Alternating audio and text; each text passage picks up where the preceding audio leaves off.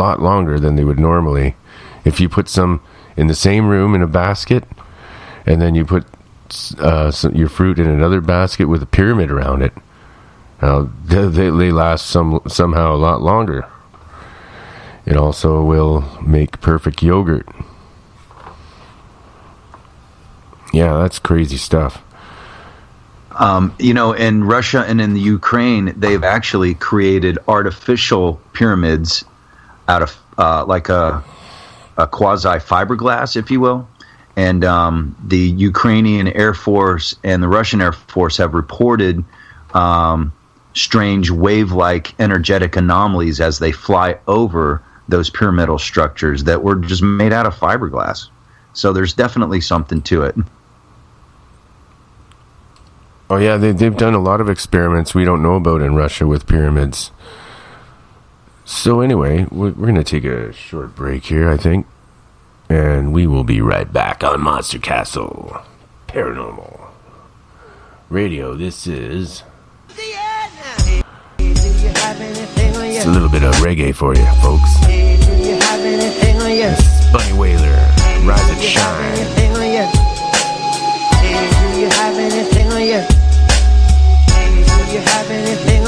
Let's do it up. Okay, let's rise. We're gonna rise and shine.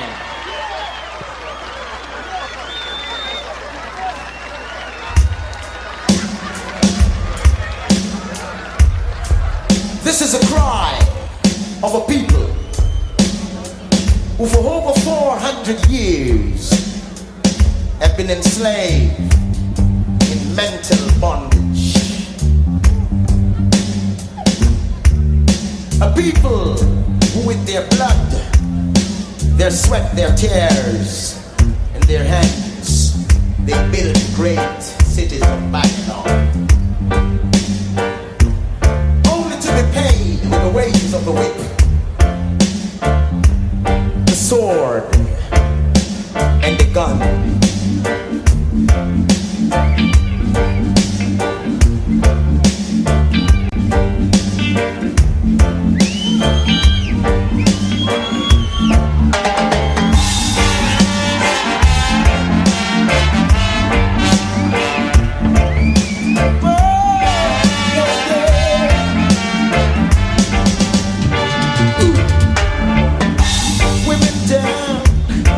Poverty much too long. We've been down in the slavery oh so long.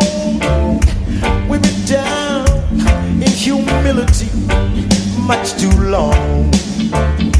We've been down in the valley oh so long. So we're gonna rise and shine and win your liberation.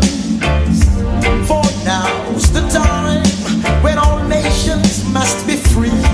So rise and shine, restore your strength and power. Waste no more time, remember your history.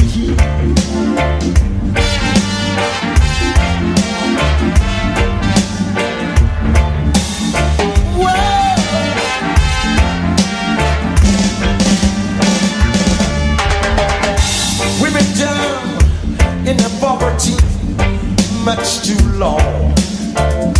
We've been down in humility oh so long. We've been down in the suffering much too long. We've been down in humiliation oh so long. We are gonna rise and shine and win your liberation. For now's the time when all nations must be free. Rise and shine. For the sake of the younger generations, putting hands and hearts in the mind to brotherhood and unity.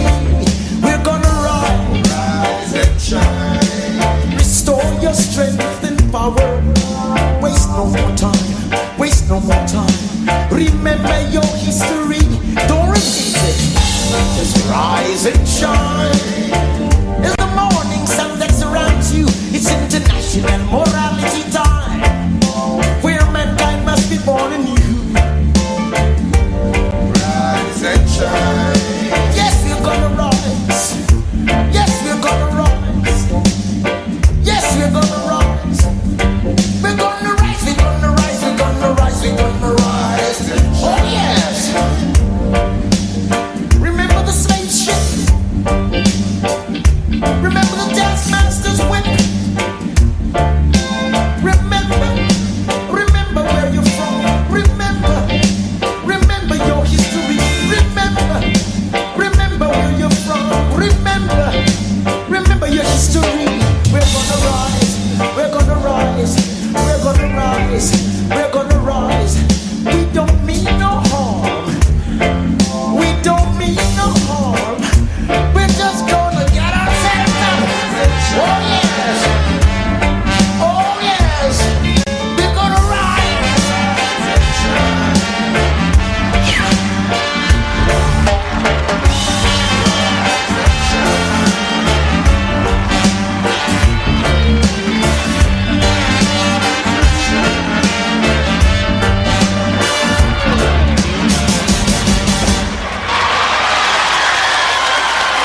This is the Monster Castle Paranormal Radio Show. We explore the paranormal phenomenon with researchers and skeptics from all walks of life and beyond. Fridays and Saturdays, 9 p.m. Pacific, midnight Eastern, on KTLK, Digital Broadcasting Network, thefringe.fm. Visit our website at monstercastleparanormal.com. Yeah, I haven't even changed the times on that yet. Yeah. The times are wrong, eh? Well, welcome, Kurt. You're here with us now. Yes, I am. Hi, hello, Right on. everybody. How do you do? Yeah, we need some skeptical views here, I think, and that's perfect that you're here. I don't know if you were listening to the earlier part of the show. I wasn't. I was out and about. I'm sorry. My headphones broke down. Oh, I've got to turn off the show because I'm hearing double. Hold on a minute. Oh, I'm hearing double. Oh, there we go. Cool. No, I had it. My headphones broke. My goodness. Hi, Stabby. Yeah, sober. It's better to be sober. Yeah. Sobriety is key. Yeah, man. It's fun to drink and get sloshy from time to time, but you got to end up sober in your life, boy. Well, I think when you're meditating and getting spiritual, there's nothing wrong with indulging in some certain things. Sure. If the things help you, then that's fine. Water into wine, my Lord. His first miracle at 12 years old, wasn't it? They all ran out of wine, and he was a little boy, and he touched that water and said, boom. And then they said, why did you save the best wine for last? This is the best. So if my Lord can make wine just by touching it, there's something to it there. You know what I mean? Actually, we were talking about that earlier. Reverend John was saying that Jesus drank every day. He made water into wine every day. Well, Noah, Lord always used the black sheep. Noah was a big drinker. I would be too.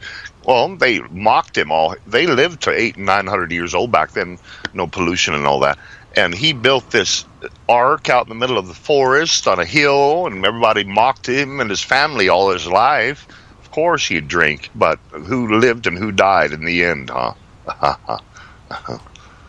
You know what I mean? Yeah, it does mention that he drank quite a bit. Oh, yeah, he was. I would have too, you know. Why am I building this ark, God, out in the middle of the forest on a hill? Just do what I say, boy. Okay. I'd swig, boy. What did you think of that movie that just came out, guys? The Noah movie. That was a while back, I think last year. I didn't ever You hear didn't see about it? But Oh, this is good. It's got the Watchers in there. There's big, huge creatures, monstrous creatures. John, did you see this? No, I didn't see it. Oh, you got to see this. I think it's just called Noah, but it gives a whole different aspect to the story. It's pretty cool. Wasn't Russell Crowe Noah? I think so, yeah. Russell Crowe and Anthony Hopkins is in there, too. Yeah, it's pretty good. I don't want to say too much about it. I'll spoil it for you. But, yeah, it's pretty neat. Different sort of view on it, what was going on back then. It was a lot more high-tech than what we think. Cool, they think that ark is still under that snow. That never does melt, but where was what was the Arafat? Where was it rested on the Mount Arafat? Mount Arafat. Yeah. Yeah, you're right. Yeah. Find it. I don't know if you ever talked to Athena Zub, John. You know, Athena, the goddess of love, Greek goddess of love. No, she's been a guest on my show. Athena, the Theologians of Orion. Oh, I know who you're talking about. Yeah, I've never had an actual conversation with her outside of the internet. Yeah, her mother communicates with the Orions, and they told her that the ark was it sunk. I think she said up near Alaska, Bering Strait or something like that. I'd have to go back on my show and listen back to it. There's actual stories going back to, I believe, the Zohar, that there's multiple arcs also. That's what she said. There was multiple arcs. They told her there was multiple arcs back then, not just one. Mm-hmm. Right. But the one that Noah was in actually sank. That's what they told her. Who told her that? The Orions. She communicates with entities. Oh, well, they're the devil. There's we don't know. Angel, huh? We don't know that. We don't know where she's getting this information. Well, my belief. Yeah. Whatever. Multiple arcs. There's nothing written about multiple arcs. If you're having incense and a crystal ball and doing black magic and trying to communicate with somebody, they say there are multiple arcs and the real arc sunk and da da da da. Nah, I think they're a third fallen angel thrown out of heaven, and they're all out wandering around to kill, steal, and destroy, and to untruth everything that's true. And that sounds about part of it right there. Multiple. No, arcs. in the Hebrew Bible, Sunk. they speak of multiple arcs. Do they? Not in the King James. Yeah. I would love to hear that Kurt. passage of that. Yeah, well, we could probably find it somewhere. And there's also the story of Gilgamesh, which is pretty much identical to the story of Noah, and that's from Sumerian text. And wasn't it told over and over in other stories as well, in other cultures? Yeah, Zarathustra of the Zoroastrian, he was basically Noah to the Zoroastrians out of Persia, or what is now currently known as Iran. But yeah, same. And get this. There are over 2,000 flood myths around the planet, okay? And close to half of them have a Noah figure. And the cross-pollination of these stories from like South America to Australia to Europe, Asia, and even North America with the ancient Indians that used to live here. There's got to be something. There's definitely something to the flood. Was there more than one actual Noah figure? It's debatable, but that's why we have these shows. Yeah. Row your boat gently down the stream. Merrily, life is but a dream. No wonder we all sing that. Row you. I had a new one. Row your. How did it go? Row your lifeboat gently down the Atlantic. Merrily, life is but the Titanic. Cricket. Yeah. Shit. Okay. I wanted to move our conversation on to extraterrestrials, so that was my way of sort of segueing into that. When you were young, John, what was your first extraterrestrial experience? I was abducted. I know I was abducted multiple times before I was 14, but I just can't really piece it together to tell you a story. But the one I can recall most, when I was 15 years old, we moved to $1 million condominium on the ocean in Daytona Beach, and parents were rich, and this condo was like something you would see in a movie or on Lifestyles of the Rich and Famous. It was absolutely incredible. It was 3 stories high. It was the penthouse suite. It was shaped like a diamond, and the top of the tip of the diamond faced the Atlantic, and the diagonal on either side of the apex going down, you could look to the south and see South Daytona Beach. You could look to the north and see Daytona and Ormond Beach, and it was the perfect backdrop for being abducted. So one night I'm laying in bed, and it was not uncommon when there was a full moon to see the full moon reflecting off of the cascading tides of the rolling waves crashing gently on the shore. And this one night I look out and I think I just see a reflection of the moon, and upon second and third take I realized that wait, the moon is moving, and that can be often misinterpreted as the waves rolling. It makes the moon look like it's moving, but this was no moon. It was definitely way too curiously low in the night sky to be the moon, and then it was probably, I don't know, a few thousand feet away from my actual condominium. And so I'm looking at it, and then the next thing I know, I kind of black out, and then I wake up, and then I see 3 grays on my balcony, and typical gray, 3.5, 4 foot tall. There was 3 of them. The one in the middle was a little taller than the other 2, but they basically all look pretty much identical. And so I can see them, and I see them looking at me, and I'm looking at them simultaneously. And then I see the one in the middle kind of put his head up towards the glass like he's looking at a tiger in a zoo, something like that. And then the next thing I know, all 3 of them are inside of my bedroom, and they walk up to my bed, and I make eye contact with all 3 of them, but more specifically, the taller one wasn't that much taller, but the taller one in the middle. And then the next thing I know, I black out, and I wake up the next day, and I have pain in my genitals. I have pain in my posterior, and I remember I had to go to school, and the pain lasted for a couple days, and then it went away. It just went away, and I kind of wrote it off as a dream. And then a little later in life, I started to get little movie clips of it. Like I used the term "pop my alien memory cap" in my first book. I was slowly starting to pop my alien memory cap, and I was starting to see little movie clips of it. And then the movie clips became a movie montage, and then the movie montage turned into a few-minute trailer. And then in my late 30s, I started to relive the event as if it was as real as we are on this show right now.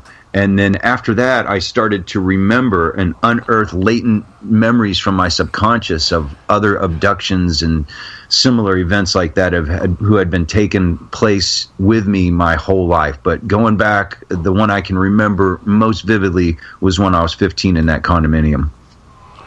Oh, yeah. Okay. The condominium. That's where she's getting it from. I'm reading something. One of our... Actually, Miss M is listening. She was asking, is that me talking about the condo? Yes, it is. Yes, it is. This is the Wolfman. She found us on TalkStream Live, far out. That's awesome.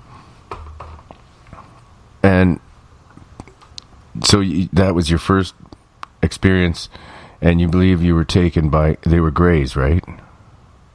They were. Yeah, they were definitely grays.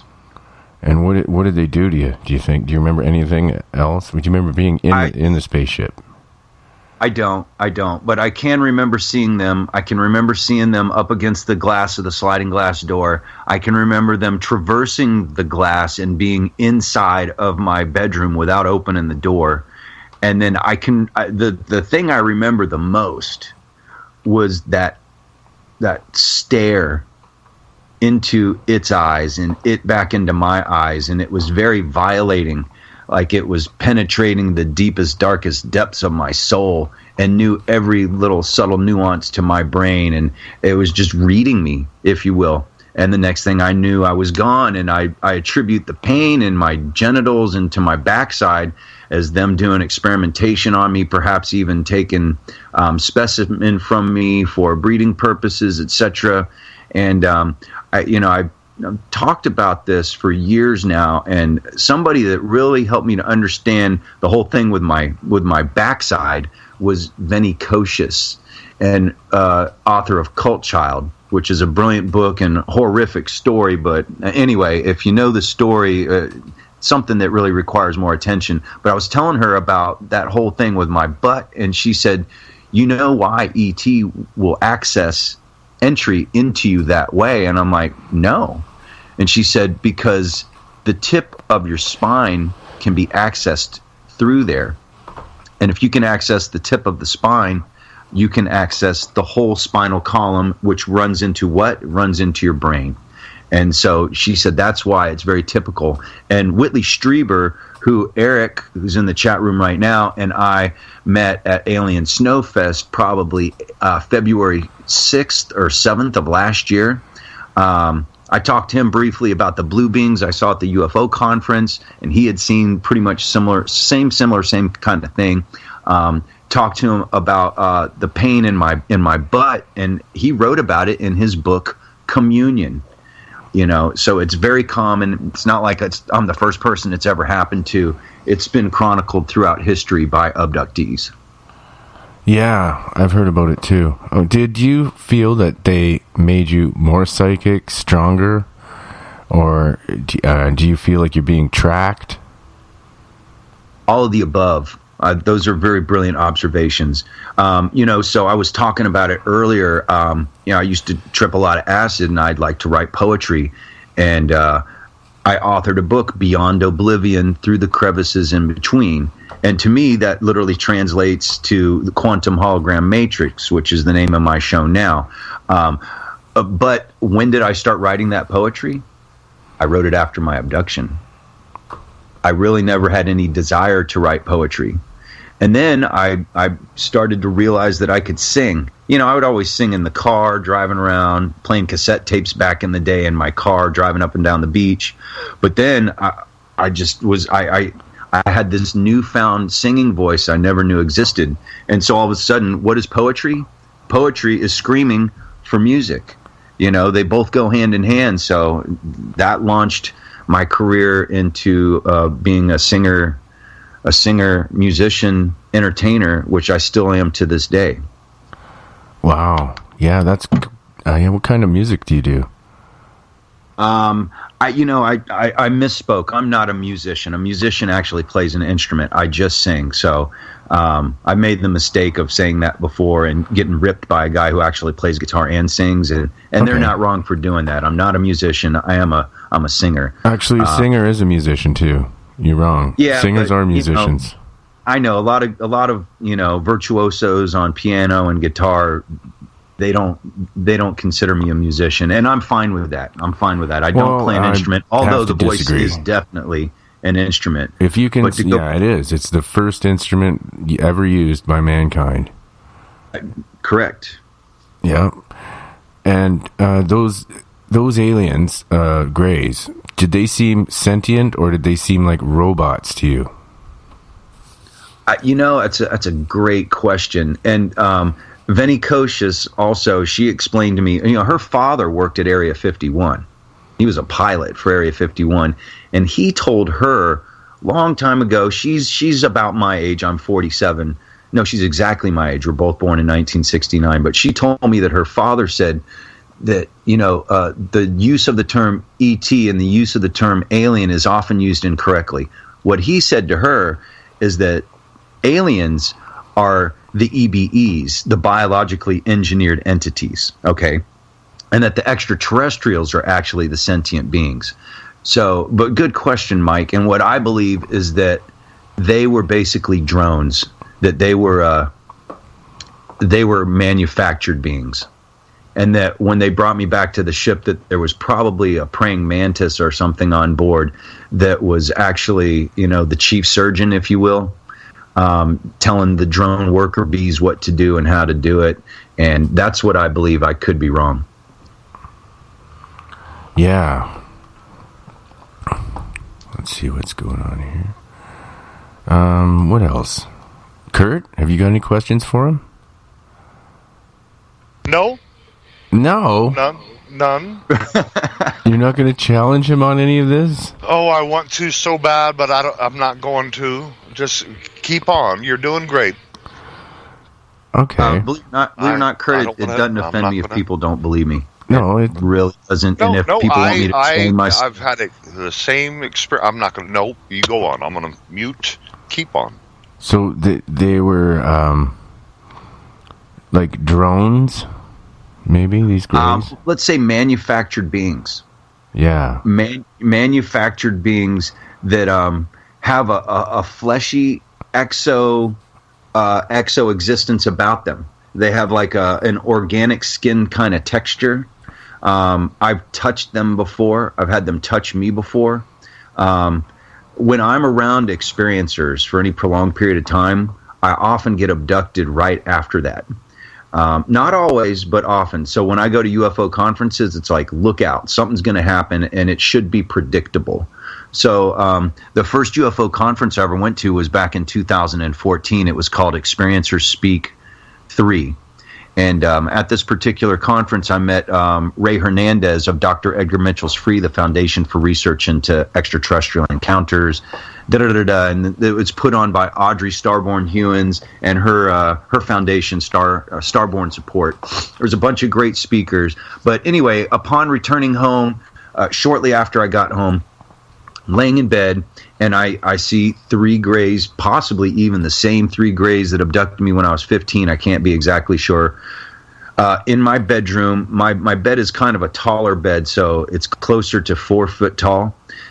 They were almost as tall as the beds. They might have been 3'10", maybe possibly not quite 4 foot. They come up to my bed. Next thing I know, I black out. Then the next thing I know, I'm on a ship. And this is the first time I can actually remember being on a spaceship. And I always had it in my mind. You ever seen the movie Inception with Leonardo DiCaprio and Joseph Gordon-Levitt, where they're in the dream state and they carry with them what they call a totem, and the totem lets them know if they're dreaming or not. Okay, so I wanted to enact some kind of a similar kind of thing to let me know if I'm just, if my mind's just making this up or if it's actually real. So in my mind, what I was going to do if I was ever abducted on a ship, I was going to scratch myself to the point where I bled, so that when I came home or woke up the next day, I would see the scratch, if not the scab, from me scratching myself. So I'm on this ship, and I'm behind them. I can see them in front of me, and they're at like this kind of an electronics panel, not necessarily knobs and switches, but with lights. And I'm starting to think this in my mind. I'm going to scratch myself so that when I wake up, there's going to be, a scab on my arm, or at least some kind of physical evidence that I at least scratched myself. Whether I did it in my sleep or not, it's debatable. So I scratched myself really good. And then the one in the middle, there was three of them. The one in the middle turned around and looked in my eyes and put his hand. He had no opposable thumb, 4 very long, spindly fingers. They're much longer than a human hand and finger, and wrapped it around the scratch I had on my arm and lifted his hand, and the scratch was completely gone. Next thing I knew, I woke up in my bed and there was blood all over my pillow. Wow, so it worked. Holy Well, the blood, I believe, came from my nose. They healed the scratch on my arm. When he put his hand on my arm, he healed my arm. What do you think? What do you think they're doing here? Why are they here? Why would they? And do you have any intuition on where they're from? they're from all over the cosmos, but they're not just from this universe. There's what you call, I don't even like the term multiverse. I like the term omniverse, which means all dimensions, all universes. Multiverse means there's more than one. Omniverse means all of them collectively. So I believe that they travel, from the Milky Way, from Andromeda, our neighboring galaxy, which has twice as many stars, it's twice as big, it's twice as old. But I believe that they come from all over the cosmos, and that there's space-time portals all throughout our planet. And there's what you call Lagrange points out in space. So how we have satellites in orbit, if you placed an artificial structure in a Lagrange point, it won't move around the planet in orbit. And I believe these Lagrange points are actually the beginning and or ends of wormholes. And they're all throughout the universe. Yeah. So, wow.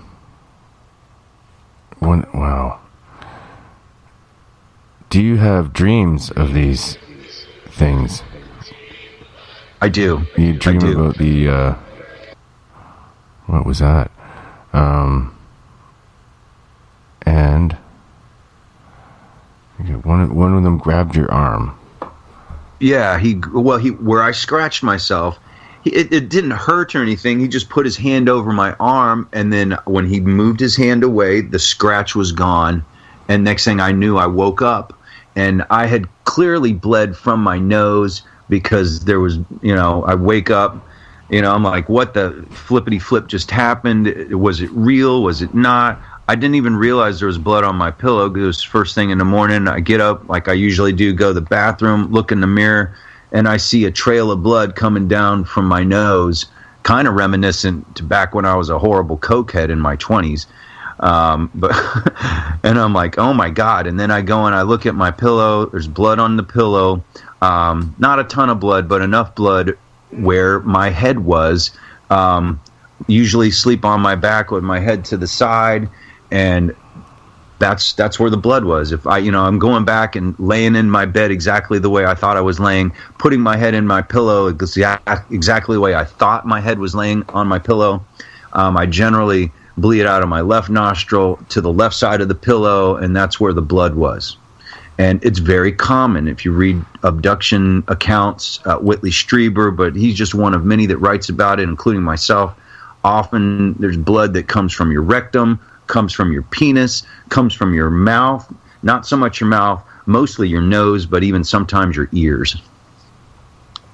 Yeah. Well, I've had that too, actually. I've woken up with a bloody nose and unexplainable stuff like that. So, but that doesn't mean that I was abducted. I could have just been picking my nose in my sleep. True. I mean, I can't. I believe that. I believe in the past I've misinterpreted me being abducted by just having a common nosebleed. But I tell you what, I've never ever had a nosebleed until I was 39 years old, when I really, really believed I was being abducted. That's strange.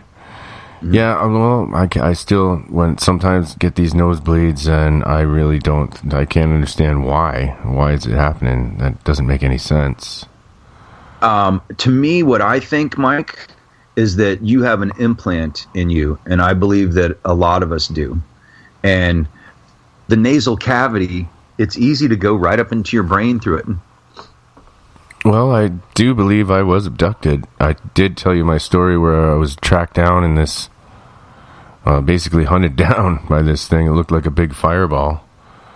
Chased me through the tobacco field, basically, and till I tried to hide in a ditch, and then I had a couple hours of missing time, so... Well, you can run, but you cannot hide. That's for sure. No, you can't. They dig it. They'll get you, man. They track you down. All right. Get you.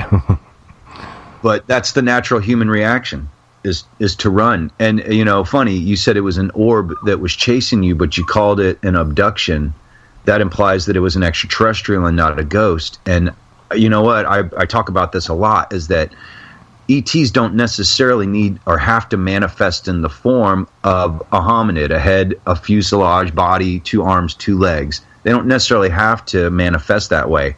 They can be just energy and appear as an orb of light or even a ball of fire, like you said, chased you through the tobacco field. Well, yeah, it was way up there, but it was moving intelligently. It was moving slowly. It was not like a meteor or anything like that. It actually was sending down these beams of energy to the ground. That's why I knew it wasn't an entity like a ghost or some entity like that, because I've seen those type of orbs too, and they're smaller. This was very large, and it was up in the sky.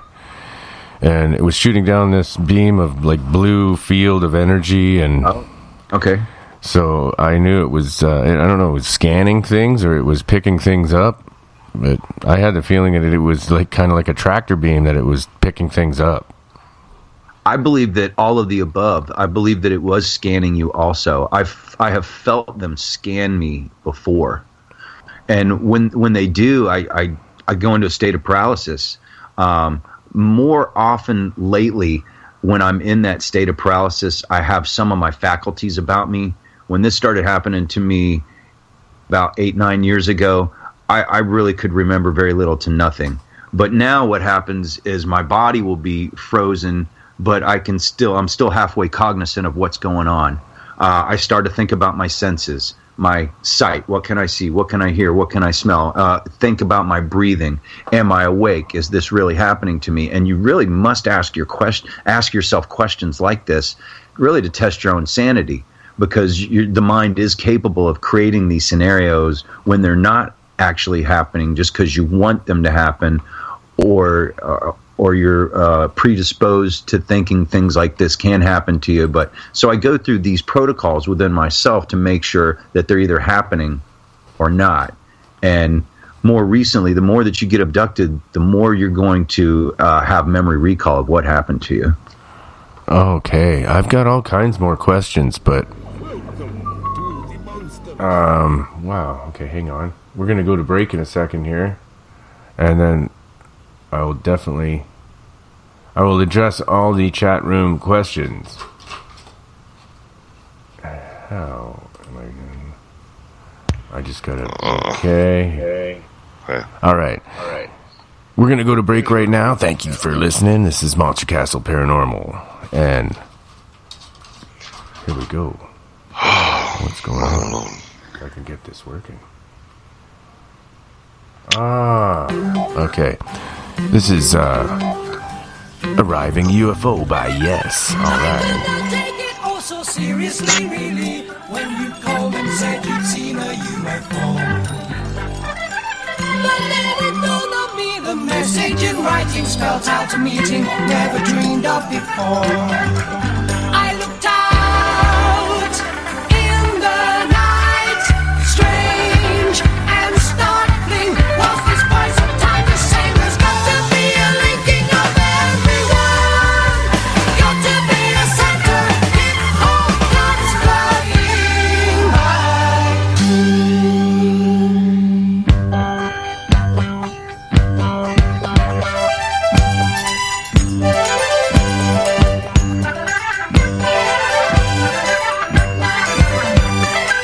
Arriving through the eons of time's immortal power of the future to behold.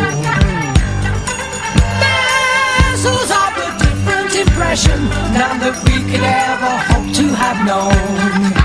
So look out in the night once they arrive on that bleeding light, invisible empire of energy. In the ships we see the coming of outer space.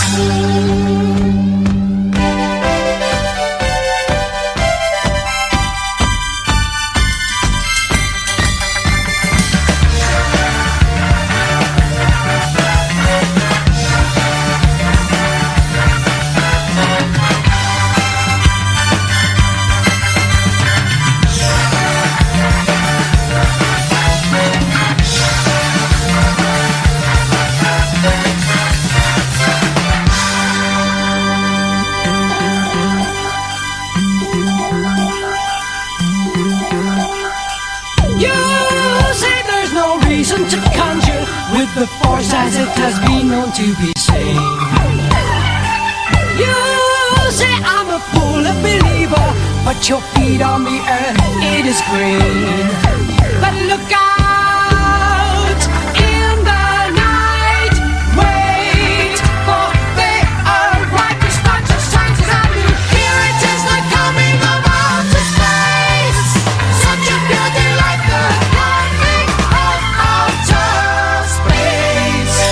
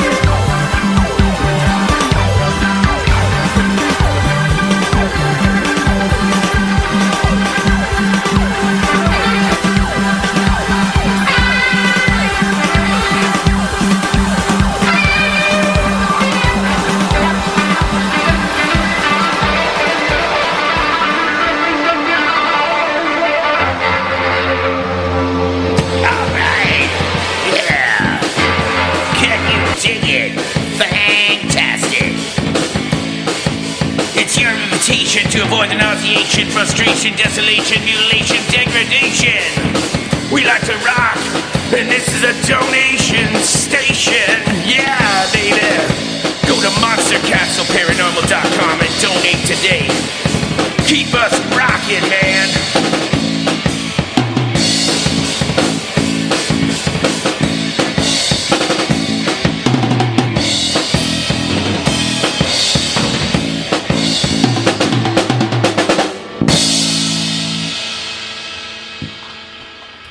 Oh, yeah.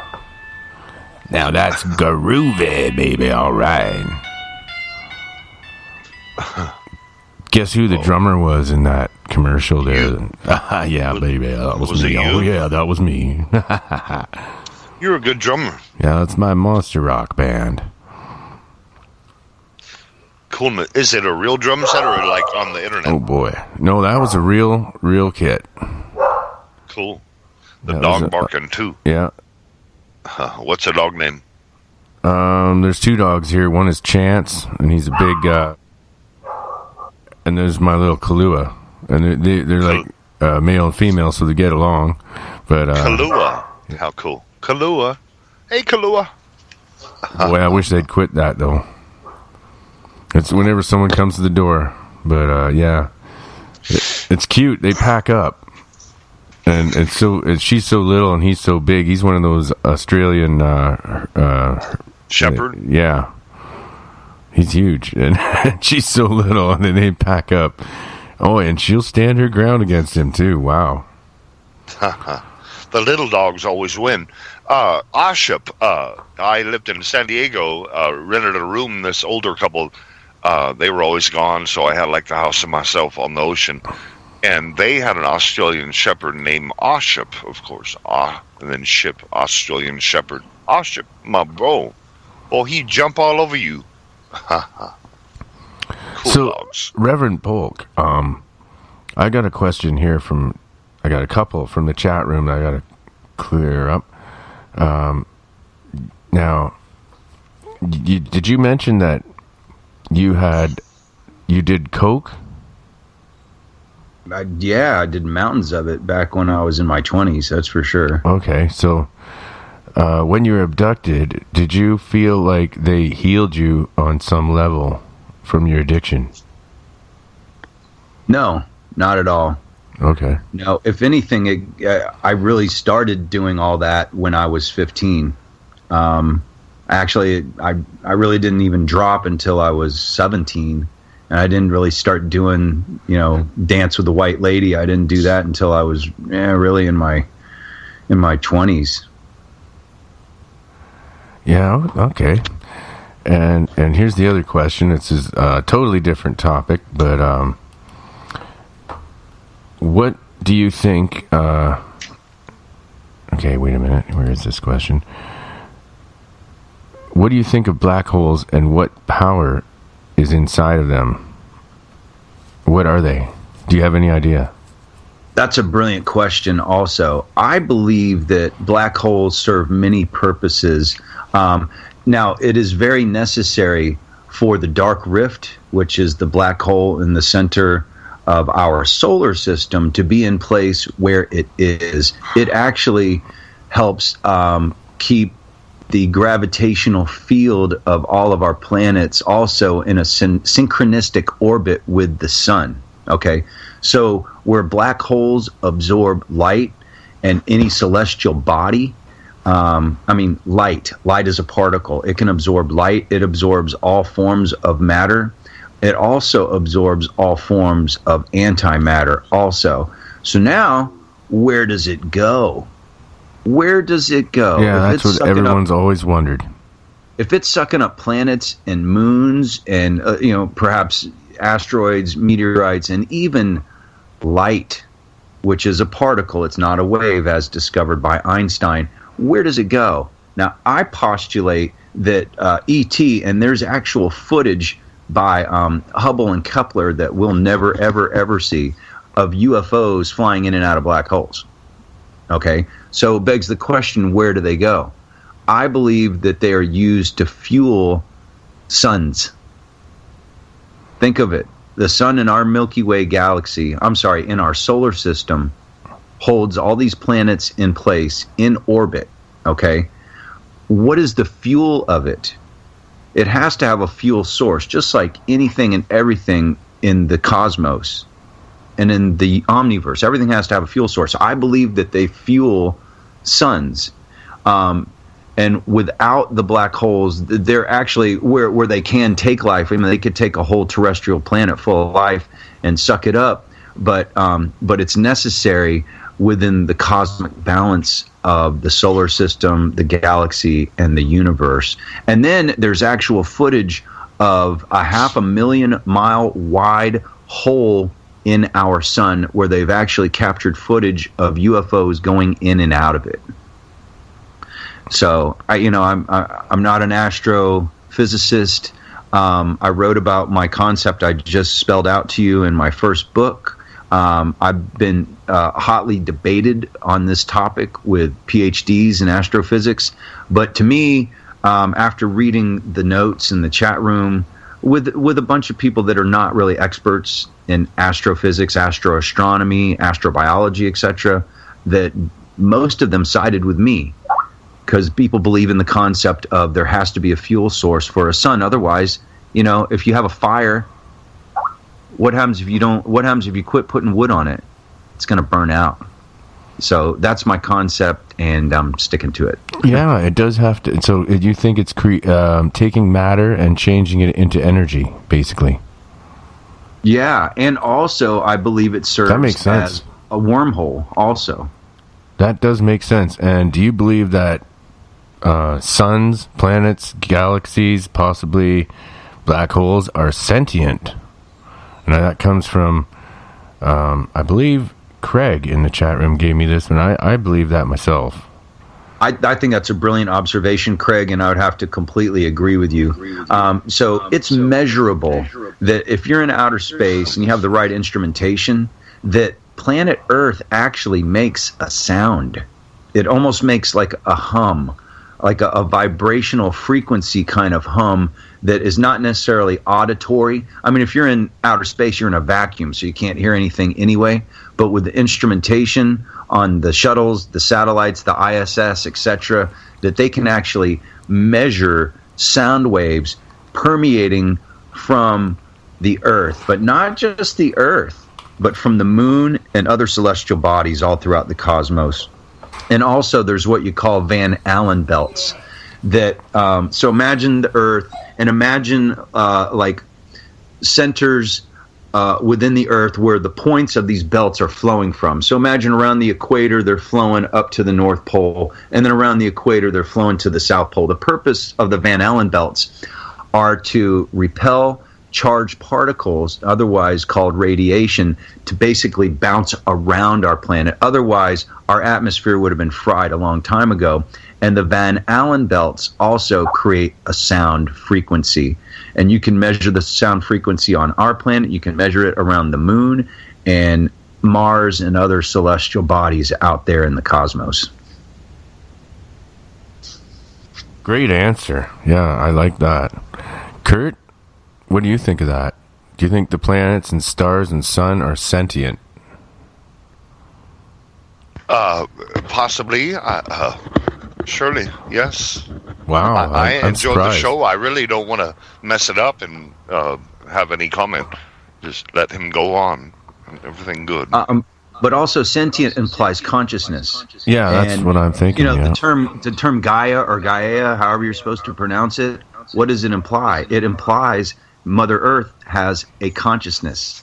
It has a spirit. Remember my meditation where, you know, the godlight comes down through your crown chakra, goes through all your chakras, through your feet, into the earth spirit, and then actually captures a part of the earth spirit and brings it back up through your body and comes back out your crown up into the heavens.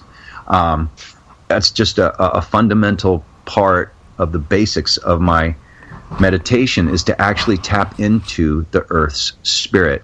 So I believe that the sun has a spirit. I believe that all celestial bodies have a spirit, even if they're a dead planet, because matter has a frequency about it, and that can be construed as a consciousness or sentience. Have you ever done sun gazing? I do. I practice sun gazing. Sometimes I'll squint my eyes and I'll look straight into the sun.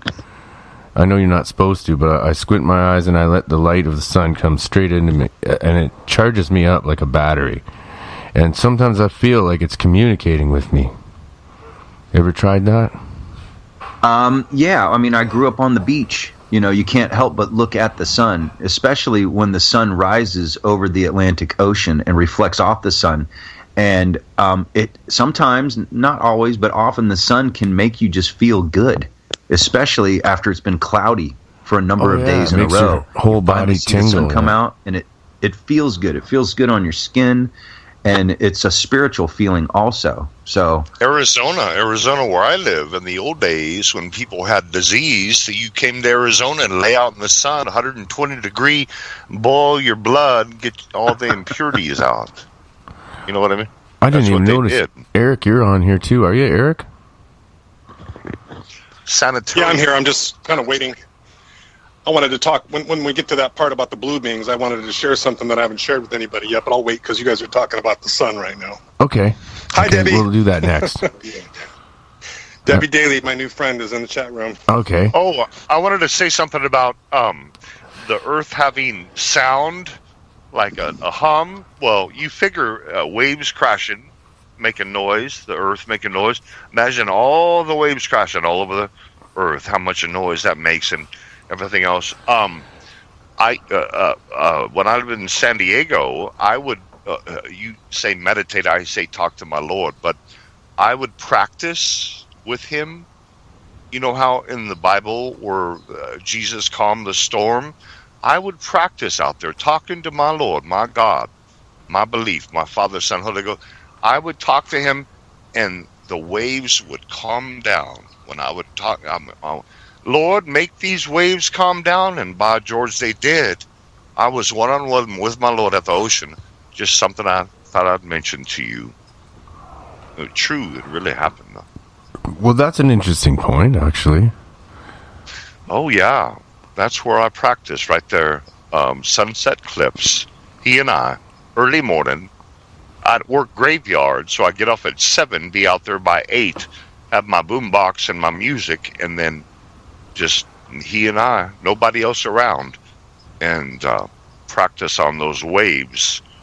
And he really showed me that does work. You can calm the sea.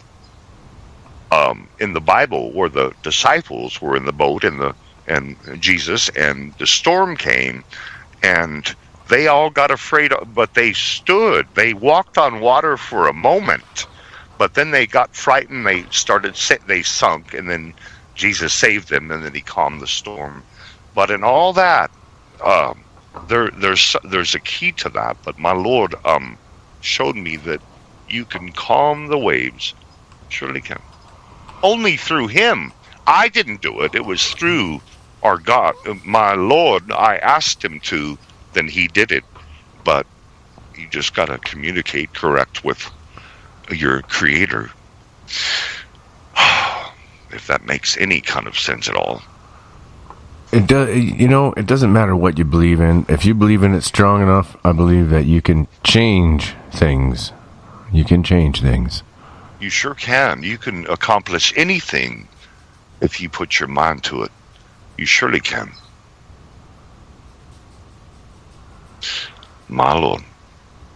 So I look at it, your guest, from a Christian point of view, other than, just entities or energy or all of that. There is, there's our God. So a lot of things you're explaining is trying to figure out how God did that, I think. Well, yeah. And here's the scientific, the modern scientific explanation that Angry Bong posted in the chat room about the sun and how it works, and using a fusion process and burning hydrogen and helium and stuff. I don't know if I buy into that either. I'm sort of leaning towards the. Have you guys heard about the electric theory on the how things work in the universe, or also you got to realize that its gravitational pull is always sucking things into it, just like a black hole, and eventually the sun may become a black hole, and it's always pulling in more fuel. So I don't think it can really run out of energy. I don't know. What are you guys' thoughts on that one? What's interesting is that there's been footage taken of UFOs getting close enough to the sun and sending down a radial arm that was basically sucking energy off of the sun for propulsion purposes and energetic usages. So, there's many sources pulling from the sun, not just us planets. If we could post something like that, if we had that ready, I've seen those, and they're pretty convincing. Damn, it really does look like some craft is sucking energy off the sun, or maybe putting energy into it, but also craft that fly right into the sun. And maybe using it as a portal somehow. What's something? The stars you see at night, they're not like planets, they're suns. All of the stars we see are suns. Wow. Cool. Just thought I'd throw that in. Or galaxies. They could be galaxies, but actually there's been some reports lately in UK of these twinkling stars that I'm not sure what they are.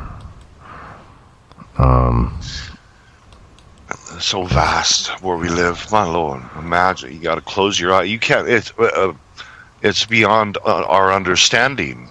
The universe, my Lord. That hurts to think how huge that is out there. My goodness. Yeah, color-changing UFOs over the UK. They look like sparkling stars. I mean, all the sand pebbles on Earth don't amount to how huge the universe is. That's huge. Oh, God. Dang. Oh. I can't comprehend in this brain how huge that is. I guess that's why they're graveyards. We can't do it in this body. We got to go on. I got to go up to my grandparents one day to comprehend really how great it is. Yeah. Now here's actually from the Huffington Post. I saw it as a sparkling star from the garden in Elmbridge, due south, according to Gloucester Live. What alerted me was an orange light that came from it and traveled at speed northeast. I grabbed my video, and luckily it has a zoom, and that's why I got the image of this bizarre light you saw. He's got a video here. Maybe I should post that. Well, there doesn't seem to be any outward appearance of fakery going on here. There tends to be an immediately attitude either on part of the individuals who offered the alleged UFO videos that have a tendency to stretch their credibility. This apparently intergalactic light show was filmed above Gloucester last night, and it's got us and the cameraman baffled. What it shows is anyone's guess. We're pinning our money on aliens. Wow. Okay, I'll try to post this if I can. That's cool. And oh wow. Okay, how do I do it? Okay, I'm gonna try to do this anyway. John, you we never got into this yet. So Eric, we only have a half hour left. Do you want to talk about the blue beings? Eric? He's been waiting patiently on the side here. Also, yeah, Darren's been bugging me here if you could read one of your poems. Oh, I got a perfect one. All right. So I was 19 years old. I had graduated from Daytona Beach Community College, and the next day I started at Florida State University. And speech class, I go to my speech class the first day, and the very next day they said, we want you to write a 2-minute speech. It can be on anything you want. So an extemporaneous speech, 2 to 5 minutes, no longer than that, anything you want. So I'm like, well, I'm going to write poetry. And so I get up to Florida State. I meet some people out of my whole dorm. The only guy who really partied that I knew of happened to be right next door to me, and we tripped acid, and I wrote this poem. So it was called My Out-of-Body Experience. Here we go. Piercing a hole into empty space, I split the heavens to create my own orifice in the universe. I reach inside to pull out handfuls of cosmic secrets that no one is supposed to know. But then, as the stars twinkle, along with the ambition in my eyes, I smile to enlighten the face of space that highlights lost perception.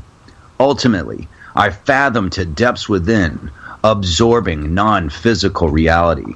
With every inhale, stellar dust settles at the mouth of the orifice to shade my prior perceptions. But now, in light of my new beginning, I lose myself in the bottomless void, providing me crystal clear vision. To see the source of starry lights and cosmic corridors, I spoil myself with quenching perceptions that moisten my eyes of stone. But then, as I look away from immortal glamour, I see over my shrugging shoulders a speck of reality's light. In bitter conceit, I lift my nose and turn my back at what's no longer me. Surging ahead, a sail in the solar winds, I stand high in the sky to cloud the clusters of memories far below. Looking high upon sensation with elevated spirits, attentions are easily drawn to the universal light. Captivated, its luster pulls me in like a metal to a magnet, and I have no control. Getting closer, my ghostly robe streams behind while ruffled in the winds, and now the light shines through me as I merge within its brilliance. Finally, I'm perfectly in tune with the universe, and nothing is out of reach. But then, to my complete surprise, the weight of my head starts pulling me down, and as I tense my neck and lift my head to fall from the plateau of subconsciousness, I awaken to be filled with a breath of reality and memories from high in my mind. That is awesome, man. Yeah, I wrote that tripping, and I wrote it. It was automatic writing. I wrote it in like 2.5 minutes. Didn't even have to pause. I was like, wow. And I did that when I was 19. I'm like, man, that was better than a lot of the stuff I write today. So how did you... That was divinely inspired, that's for sure. How did you just pull that up? Is that by memory or? You know what? I won awards for it, so I committed it to memory back when I was 19 years old. Yeah, because when I asked you, you immediately had the poem ready. I was just wondering how the hell you did that. I got a bunch of them that I can do that with. At one point, I was pretty successful as a late teen. As a writer of poetry, and that's a prose piece, but whatever, it didn't have to rhyme to be poetic, that's for sure. All right, well, we're going to break right now, and this is a song called Astral Traveler, and this is by Yes again. I'm digging it.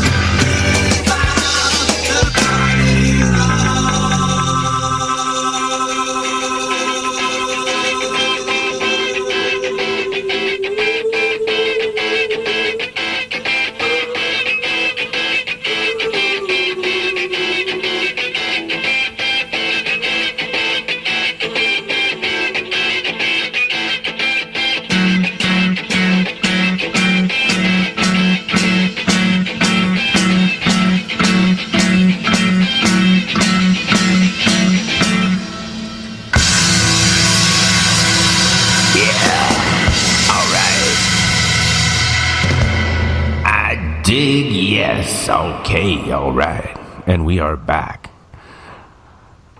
Okay, now, so, yeah, I had a question about Tabby's Star, but I don't think we can answer that one.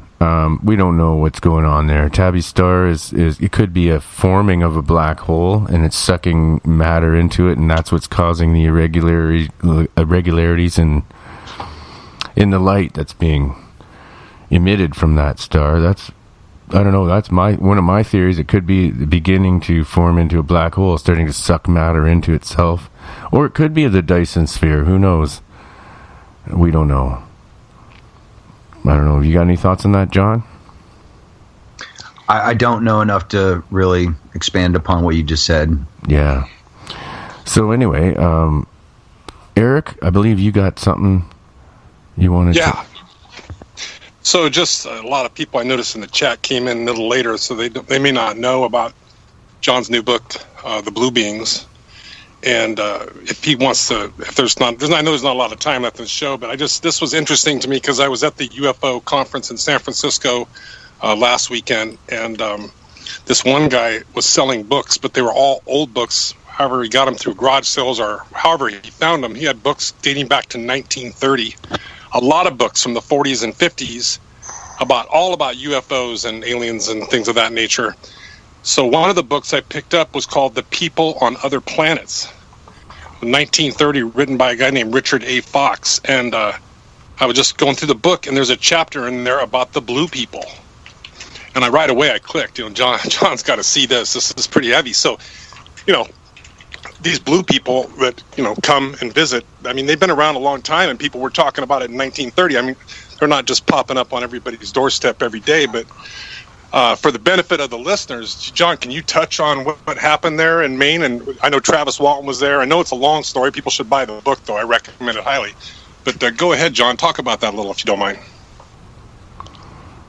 Okay, so I was the opening speaker at Experiencers Speak 4 August 28th of 2015, and Audrey Starborn-Hewins asked me to be the opening speaker because she knew I would take a spiritual angle at it and create a supernatural vibe with all the experiencers. And when she phrased it like that, I'm like, I'm going to do a seance. I have experiencers. I had to the tune of over 70 experiencers out of 80 people. Experiencer meaning that bare minimum you've seen a ghost, you thought you saw a UFO, you saw a UFO, you thought you've seen an ET, you thought you've been abducted, or you clearly know you're being abducted. Runs the gamut, everything in between. So now I have everybody hold hands, and we do a spiritual meditation ceremony to summon the gods. And that's pretty lengthy. I'm not going to go into what I did or what I said. But what I did to wrap it up is I said, I can teach people how to do it, actually. E.T. is in the room with us right now. They're in concentric dimensions that sit right on top of us. And Clifford Mahudi, who was on my show a few weeks ago, Zuni elder shaman of the Zuni Pueblo tribe out of Desert Southwest, I talked to him about it also on the show, and he said that they are there. They're in the room with you. They just vibrated a higher frequency, or not necessarily a higher frequency, but a different frequency, and we cannot see them with our human naked eye. But if you can learn how to traverse your body, mind, spirit, raise your vibration to a higher frequency, you can see into those extra dimensional realms that coexist with us simultaneously. So my goal is that somebody who's really never achieved contact before will achieve contact for the first time, and or somebody that walks in multiple worlds like I do will achieve contact unlike ever before. So, and then I go into, talking about my Yahweh, the Biblical God is an Alien book, and do some other, prayer and meditative exercises. And I did a really good job, and I made some colossal mistakes during my presentation. But anyway, it was the first time I did a presentation, and in the end, I thought I did pretty good. So now the conference is almost over. Nothing has happened. Lo and behold, who's the keynote speaker? Travis Walton. Right as Travis is about to speak, and, the conferences are often, the timetable is often compromised because things happen. Things get moved around. So he spoke about a half an hour late. Right before he was about to speak, 4 beings, 2 with blue skin, walk into the room, ask me if I'm the one that they pay to see Travis, and I say no, let me go find Audrey. I find her twin sister Debbie, who in turn finds Audrey. The lights are dimmed because we're about to watch Travis's new DVD entitled Travis. Audrey pulls them into the light because she can't see what they're doing. She can't see the money, and she notices two of them have blue skin. So now she starts to do the science, and you should always do the science on yourself and whoever you think or whatever you think you're looking at. She's looking at the two with the blue skin. She's looking more specifically around their eyes for paint. She's looking at telltale signs of paint, like when they squint, when they do any kind of facial expression contortion. Paint will gather in and around the lines, your crow's feet around your eyes. She was looking for any kind of breakup of paint, anything like that. Couldn't see anything. She was also looking at the hair follicles on their arms. Paint will gather and bunch around the hair follicle of your arm and even get caught in the hair of your arm, making obvious that they were paint. They were not painted. These beings were not painted. Then she goes to get the money, and they didn't understand the money that they had. The two blue beings started arguing about the money because they weren't even sure. They knew it was important. They didn't know what to do with it. And Audrey's like, hey, just calm down. If you give me 4 of those, I'll let you in. They didn't even have enough money, which was curious in the first place. So then they walk over to Travis. They start picking up his books. They start picking up his new DVD. They start asking him some questions. And then Travis, and this is all according to Audrey, his girlfriend, his full-on, life partner now, and they were both at UFO Congress last month, in which Eric and I attended also. But anyway, she'll tell the whole story for Travis, and Travis won't say anything about it. But she's been on record. She and I went on Jimmy Church's show and talked about it. She's been on other shows talking about it. I've been over 157 different shows with multiple witnesses. Eric called into a show and asked Keith Andrews about the whole thing and why Travis won't talk about it. And he said the same answer I came up with, is that Travis doesn't want to go through the scrutiny over. I mean, he had death threats against him, He didn't want to deal with it anymore. So there's a whole lot more to the story. But after they collect the money, Audrey collects the money, they go and talk to Travis. They go and sit down right in front of me. Of all people, they sit in front of me. And after the conference was over, they walked up to me and start talking to me, more specifically their leader, who I will call Don. I'll call him Don because he said that was his name to Audrey, and he told Audrey that was his name because nobody would be able to pronounce his real name. And I believe that he was such an ascended being that he didn't even have a name, that he had what you call a vibration frequency signature, which means that their name is their vibration frequency. They don't necessarily have a letter, a name made out of letters from a primitive alphabet. They have a vibration frequency, and that's how they're identified. Anyway, there's a whole lot to the story, but to try and make it quick, I talked to their leader, Don. One of the 4 beings that did not have blue skin looked just like Jason Martell from Ancient Aliens, except he had big, big black eyes. So right when I was about to take a bunch of pictures of this blue being standing next to me, they did what I call alien anesthesia on all of us. There was another key witness named Ron Sharfie. He had the $5,000 digital camera. He was doing video on the conference. He was about to start taking video of them. He froze in his tracks. I froze in my tracks. Multiple other individuals that were standing all around us, must have been 20 of them in total. We all froze in our tracks. One photo did manage to go out on Facebook that was talked about by Kelly Lawler on that Jimmy Church episode January 27th of last year. She saw the video or saw the picture on Facebook, and then Audrey and other people went to go see if they could find it. They couldn't find it. There's a lot more to the story. I don't want to tell the whole story, but I've been criticized heavily for this story, but it is true. If people really want to dig into it and find out all the facts, read the book, The Blue Beings, Visitation at the UFO Conference, on my website, johnpolkmedia.com. But the best vindication I have had since this whole thing happened was I was at UFO Congress in February of this year, and one of the witnesses, his name is Lee Hazel. He's from the UK. We're at an experiencers get-together at the UFO conference, and I get up and I start talking about the blue beings, and I'm looking at people, and about half the people I could tell actually believed me, and the other half I could tell by their nonverbal and their facial expressions they didn't believe me at all. But when Lee Hazel stood up and started to corroborate my story and said that it was absolutely, completely, and totally true. Then everybody started asking me and Lee all these questions about what happened.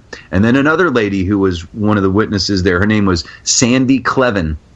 She got up at this meeting and said that the story was true also. So what is a story without witnesses? It's your word against the world. But when you have this many witnesses, especially witnesses that are chiming in at an experiencers meeting in front of probably 85 to 100 people, it's sweet vindication that the story is true, and it's not an isolated event. These things are happening all over the country and all over the world. And if anybody's curious, I can give you a bunch of examples of things just like this happening.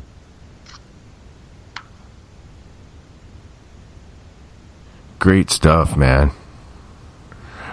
Yeah, I try to condense it as much as possible. Oh, yeah. It's pretty heavy, huh, Wolf? That has nothing to do with the Blue Man Group. That's that solid, that Vegas show. No, and ironically, my girlfriend's neighbor is one of the Blue Men at the Blue Man Group here in Universal Studios Orlando. Oh my gosh, that's crazy.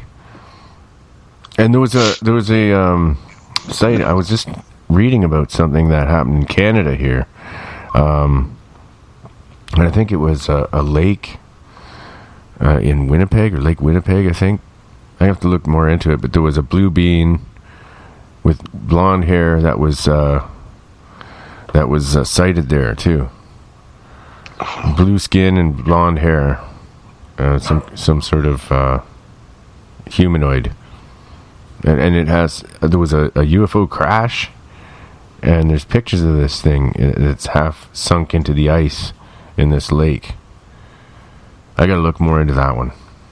They have those blue, what is that, blue performers that do their show? You know, that's what I was just kind of joking about, the Blue Men or something. Blue Man Group. Yeah, the Blue Man Group. That's so funny. Yeah, do you think they've encountered these beings and they're just copying them? Maybe, or maybe they're really blue. That must take a lot. You have to, my goodness, to get ready for a show. Dang. You know what? It's a mask that they put over and on their hands also. It's a mask, and they paint in around the eyes and around the mouth and around the nostrils. But you cannot tell the difference between that polymer mask and the paint that they use. It is perfectly color matched. So my buddy who lives next to my girlfriend, it's her neighbor, he explained to me, because I asked him, and I asked him about the whole alien thing, and he doesn't know anything about my alien side, and I kind of said it jokingly, and he's like, oh yeah, he's like, we want you to get the impression that, you know, that we're extraterrestrials. We don't say anything because they don't speak any spoken words in their shows. Yeah, they don't talk at all. They don't talk at all, but that's by design. They tell a story through percussion, and not just with drums, but I mean, they'll use PVC pipes, metal, wood, any kind of thing. So everybody who is a Blue Man has to be a full-on percussionist. Coolness. Yeah, that's groovy, man. So we're coming up. I did post some things in hashtag 47 on Twitter. From the Huffington Post, some of the articles I was talking about. I'm trying to find that one about the blue being that was sighted in Canada here. I'll find it yet today. At one point, I will post it. So, anybody else have any questions for John? We got 10 minutes left. Do you believe in, John? Have you ever read scripture about UFOs and things, like in Ezekiel chapter 1? Yeah, actually. Joseph Blumrich, your proverbial rocket scientist, designed the Mariner in the Mariner projects with NASA back in the 60s, and he wanted to debunk the debunkers of the Bible. He wanted to defend the Bible. So he studied Ezekiel, And he really honestly thought that he would agree that it was just symbolism in the Bible, but in effect, he designed one of the Mariner spacecrafts after the wheels within the wheels from the scriptures in Ezekiel, and he actually wrote a book about it called The Spaceships of Ezekiel, and that's Joseph Blumrich, the proverbial NASA rocket scientist. So, I mean, does that prove or disprove anything? Well, a rocket scientist believes that that depiction of Ezekiel's chariot in the Bible was in fact a UFO. Well, of course it was. And I mean, Ezekiel, to me, yes. I mean, 4,000 years old. It was before Hollywood. It was before novel, before books, before radio shows, and that's ancient text and wheels in the sky. I just can't believe that. I don't think that my God would allow UFOs from this planet. I think, and in Ezekiel, they ended up being angels of the Lord. Hey. You know what I mean? I think Satan comes in our dreams, like when I told you that I had a bug-eyed man have me strapped on my bed with a fire poked to my face, hot. I could even feel the heat in my dream. And then my Lord, Jesus, walked in the dream, and I said, Jesus, and all of that went away. So I think Satan has a way to try to... the truth was, 4,000 years ago with Ezekiel, was that it was the angel of the Lord, wheels in the sky, crazy-looking beings, lightning, fire, eyes around the wheels. And now, today, we believe they're alien coming down to probe your butt and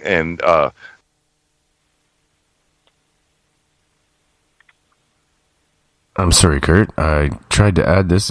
You're live on Monster Castle. We have a call here.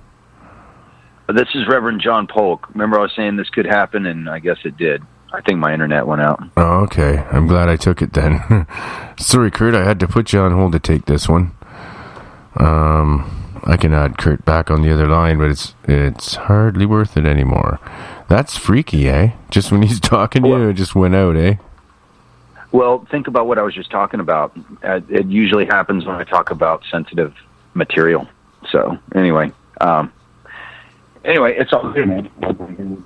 Yeah, I was going to get into the meditation. I know I had some questions about, people were asking about mudras that I use for meditation and what the different hand positions were. And, well, there is one, the Jian Mudra, where you lay your hands down facing upward, and then you touch your thumb to your index finger. And this is supposed to generate knowledge, wisdom, receptivity, and calmness. And more active and protective energy. And putting your hands together, like, almost like a prayer position. Right. That one is to center and balance your body and energy. And a variation is to bend the fingers slightly, allowing air to pass through the fingers and hands. This variation symbolizes the opening of your heart. And then if you just rest your hands with all your fingers interlocked in your lap, this position is referred to as Venus because it generates energy associated with the planet Venus, love, and sexuality. And, I didn't know this. For a man, the left little finger should be at the bottom. And yeah, we're just finishing up here. So, we'll get more into that later. Are you familiar with those? I am. There's actually charts about what you just described, and it will show the different hand positions, gestures, if you will, and exactly the symbolisms that they're supposed to represent. But yeah, I've definitely heard of all of those. You know, what's interesting is Winston Churchill hired psychics and even Aleister Crowley and cultists to be on the British payroll back in the day, back when the Germans were dropping V2s on London. And the symbol that he came up with, which was supposedly from the gods, was like, extend your middle and your pointer finger and create a V out of it, like for victory. Oh yeah. That has like extra galactic ramifications also, but it was supposed to be the symbol that was going to have the most energy against the swastika. So, these mudras, there's absolutely something to it. Your hands and your fingers are definitely power centers that project energy. Like, if you get too close to somebody and you point your finger in their face, you can feel the energy. Oh yeah. You know what I'm saying? Close your eyes and have somebody point their finger at your forehead. You'll feel that. You will. So it's not just rude physically, but there's energy in it, and it can intimidate, if not just feel and be confrontational. So absolutely, there's so much in the hands. They are absolute energy centers from the wellspring from which we flow of energy. Oh, definitely. And what about the classic one that you see, like the Buddha statues? The one hand is up facing forward, and the other one is down on your lap. There's multiple interpretations, but one of them is as above, so below. Yeah, or giving and receiving. So you're taking energy from the earth as well as extending it out to others. Yeah, absolutely. And you'll see that mostly through Hindu iconography and statues, etc. No. Yeah, absolutely. There's a lot to that. Burn my stuff. Yeah. All right. Well, thanks for coming on, John. It was a great show. Thank you very much, Wolfman Mike. I enjoyed it. Great interview. The chat, a lot of brilliant questions from followers, your listeners. Curtis, I thought he would, be more of the cynic, and he could have been, but everything flowed like a very cohesive stream of consciousness. So I enjoyed it. Yeah, it was pretty good. I enjoyed his input. I was surprised that some of his beliefs are pretty close to ours, and I was really shocked that he said he believes that the planets and the sun and everything might have sentience. That one blew me away. And oh yeah, everyone, don't forget to tune into your show too. Maybe you could tell everyone when they can catch your show, John. Quantum Hologram Matrix on sbunetwork.com every Wednesday from 8 to 10 p.m. Eastern Time. And I'm not positive, but I believe that we're doing a call-in show this Wednesday. I'll find out from Eric here in the next day or two. Okay, all right. Yeah, right here. If you got the change. All right.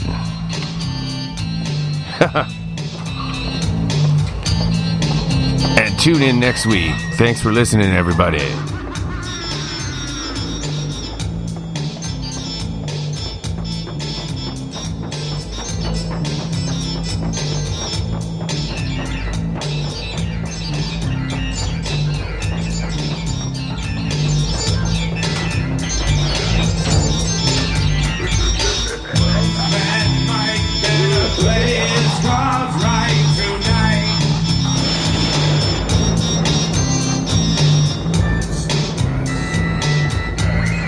Thanks for all your questions, too, everyone.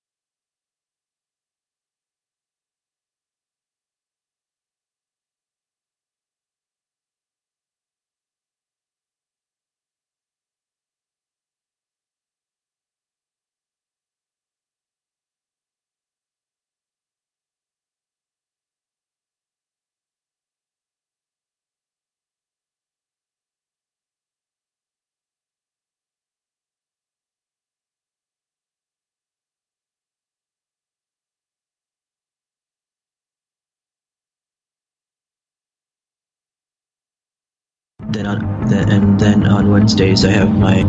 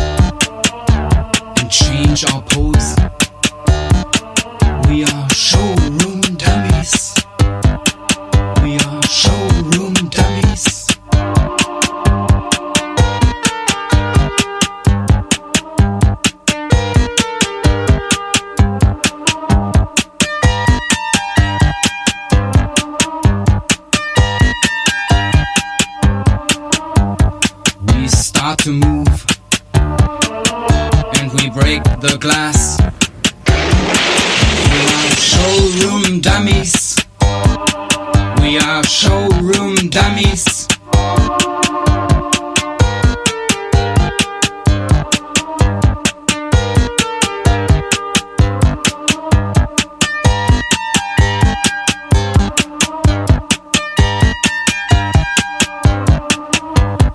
We step out and take a walk through the city. We are showroom dummies. We are showroom dummies.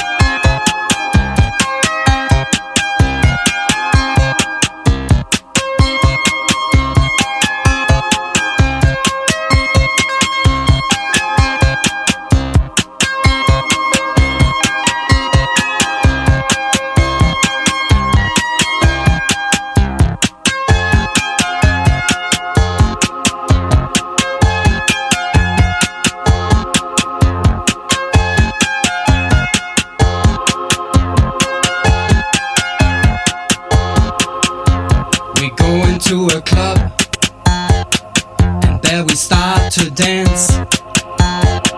We are showroom dummies. We are showroom dummies. We are showroom dummies. We are showroom dummies. We are showroom dummies. We are showroom dummies.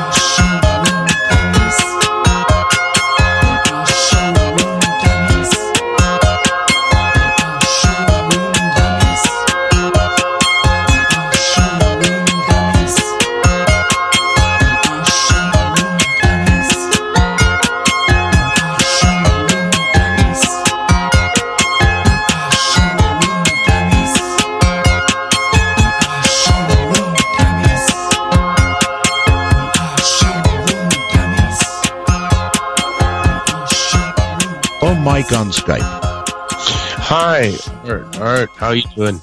Very well, Mike. Well, it's great to talk to you again.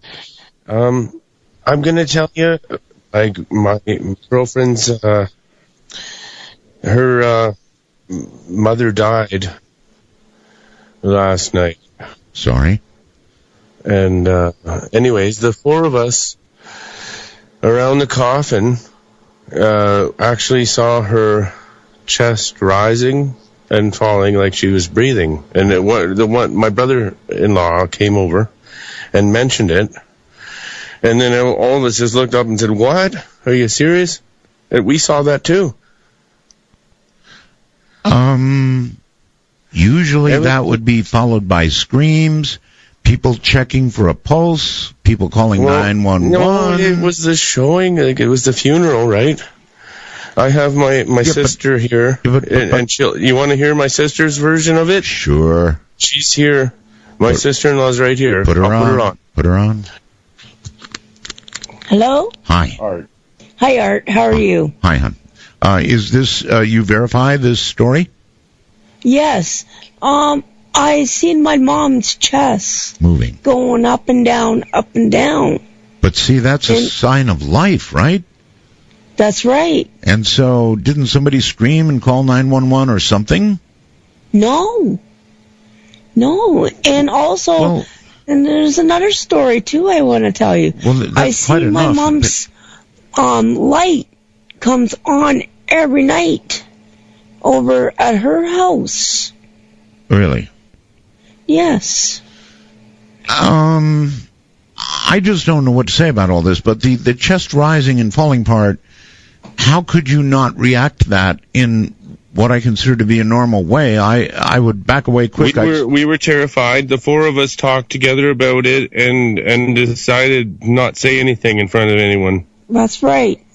But what about Mom? Well, she died Sunday night. I we had to pull the plug, right? Yeah. She went peacefully. Good. And we just saw her chest just moving up and down for some reason. Well, it was open casket funeral. Yes. And then my brother Marcel come over to me and he said, "Did you not see her chest rising and falling like she was breathing, Michael?" And I said, "Yeah, I saw it too." And then Sandra said, "Yeah, I saw it." And then Lucy said, "Yeah, I saw it too." We all four of us saw it. We saw it. Okay. Well, that's worse, really. I mean, if four of you saw it, again, that's a sign of life. It is. Yeah. We asked her to show us. Didn't it feel like upsetting when the pallbearers come back and show us that she's still there when she passes? We asked her to show us a sign. Well, that's a sign, all right. And she did. All right. Thank you very much for the call. I don't know about that. I mean, I've got two people on the line telling me the same thing. A total of 4 people witnessing a chest rising and falling after supposed death, right? In the casket, right? That doesn't seem to me to be a reaction that computes. Whew. Wow.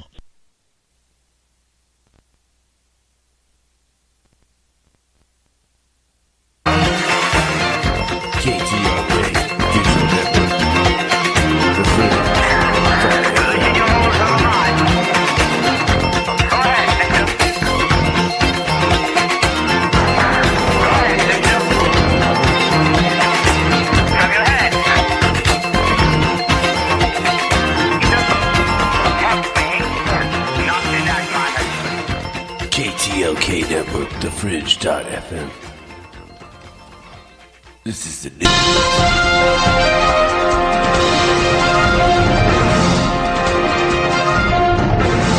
And this is your morning news with Mr. Kurt Green. Hey! What's up?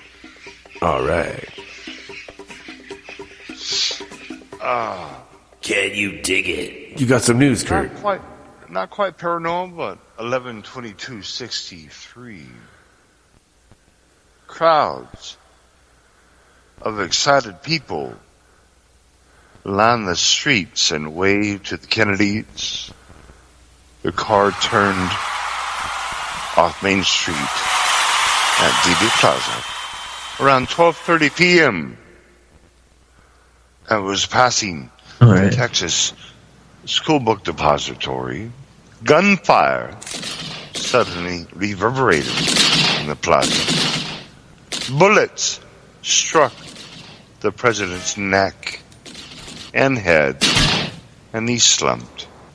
Who's given head? Mrs. Kennedy. The governor. The governor? Was also hit in the chest. The car sped off to Parkland Memorial Hospital, just a few minutes away, but little could be done for the president. A Catholic priest was summoned to administer the last rites. And at 1:00 p.m., John F. Kennedy was pronounced dead. Though seriously wounded, Governor Connolly would recover. The president's body was brought to Love Field and placed on Air Force One before the plane took off. A grim-faced Lyndon B. Johnson stood in the tight, fucking boring, crowded man. compartment. Is he ever shitty when he's fucking sober? The eh? tight, crowded compartment. God and took the oath damn of it, office Kurt, you know administered what? by Fuck U.S. you. District Attorney. Go back to Judge Joe Sarah Roop's fucking show. The brief Yeah. ceremony Yeah, goodbye. Fucking annoying. That's boring, man. Boring, yet. That was boring. Hey, Ronald, how you doing, buddy? Yeah, grassy knoll is like when chicks don't shave their pubes, right?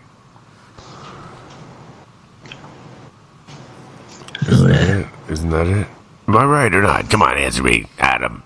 Don't be boring like Kurt. Yeah, the grassy knoll. It's where the girls, they try to shave it, but does it ever work?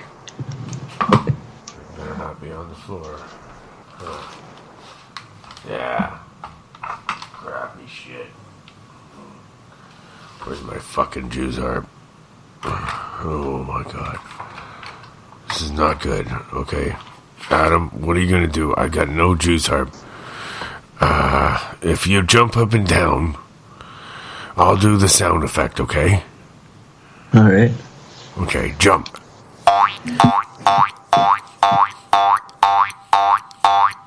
That was pretty energetic, dude. Yeah.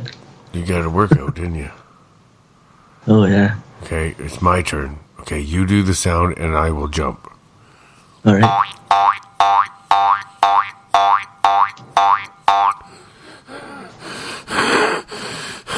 Okay, well, alright, that's enough. Oh, shit. I need Got your workout, did you? Puffer. Oh, man, shit. I need a fucking beer. Alright, that's it. Ronald, get up here and fucking jump. It's your fucking turn. Ronald, jump.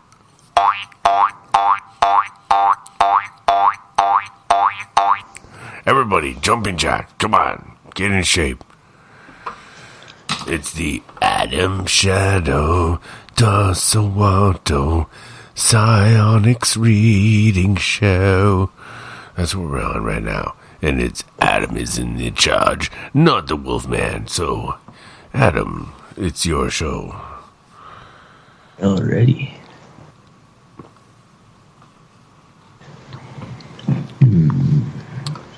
First, we have to get someone to call.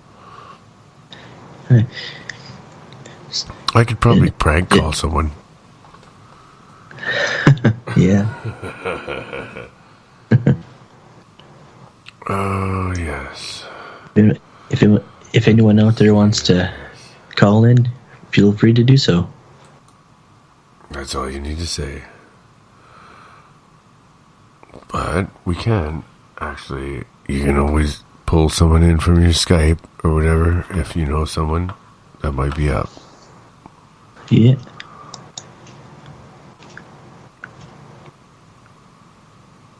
Don't really have many on Skype. I might be able to get our guest for tomorrow on. I'll try Brett Shepard. Should I give it a shot? Sure. Oh, shit, I can't add him. Oh, damn it. No, I can't add him. Huh. For some reason, I can't add him. Huh, that's weird. This Skype's so fucked up, man. He accepted my friend request. There's no reason why. No, that's dumb, man. It should add. Oh. hate Skype sometimes. Really hate it. Yeah. Alright. I'm going to try something a different way. Right. Okay. Now I might be able to do it. I did it a different way. Add to call. Okay, here we go. Already.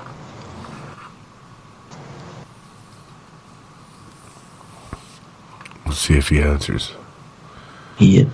They were a lot of fun today. I talked to him. Yeah. Oh, yeah. Right on. But for now, while we're waiting, we do need some entertainment. Yeah. Just the thing.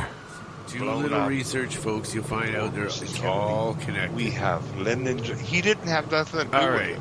Okay. Now I'm going to give the paranormal news. Kurt? Oh, that would be perfect. It's not paranormal news, and it's not updated. It's not up. Here's something I found. When we think of the landmarks of antiquity, we often visualize the Great Pyramids of Giza or the Druidic Circle of Stonehenge. But like Scotland's Cavendish stones, the prehistoric monument at Newgrange predates those cultural wonders by hundreds of years. Located in eastern Ireland, Newgrange is actually one of the many prehistoric sites, including... Sounds like I got a stuffy nose. Knowth, and Douth. I don't like it. Which is Dowth, located along the river... Shut up! Alright. I don't want to hear this instead.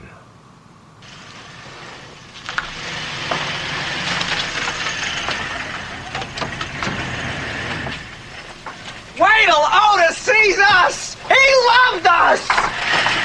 It feels so good to be back here at the Dexter Lake Club. We'd like to do for you now a tune entitled Shamalama Ding Dong. So hit it!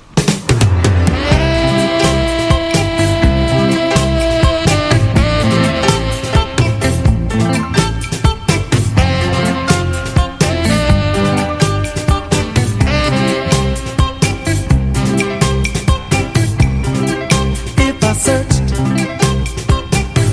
this whole wide world, I never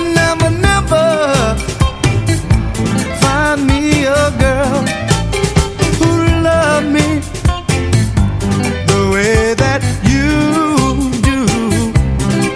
'Cause you shamalama, rama ding dong, baby. You put the ooh mama into my smile jar. Hey, that is why you are my sugar daddy. You put the shamalama, baby, ding dong. Hey, you put the ooh mama back into my smile jar. That is why you are my sugar daddy. And our love, this love we share, is stronger than the other. No one else can compare. Stronger than the highest mountain and the deepest sea. Hey, you put the shamalama, baby, in my rama ding dong. Hey, you put the ooh mama back into my smile jar. Hey, that is why you are my sugar daddy. Shamalama, baby, rama ding dong. Hey, Adam. Yeah? Do you think, how can we prank call the phone company? the phone company. Yeah.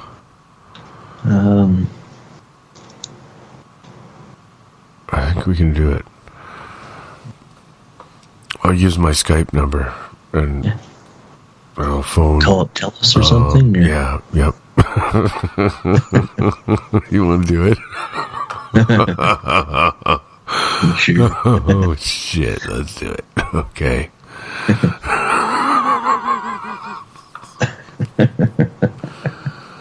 Oh, yeah. Fucking right. Let's do it. Okay. How do I call them? Can you Google the number? And I'll try to... I'm not even sure how to phone a number up. So, how do I call? If you just said something, I didn't hear what it was. Oh, Google's trying to talk to me now. How the fucking do I just call? I don't even know how to call. Fuck, how do I make a call? Oh, I get it. Right here. Just search one, right?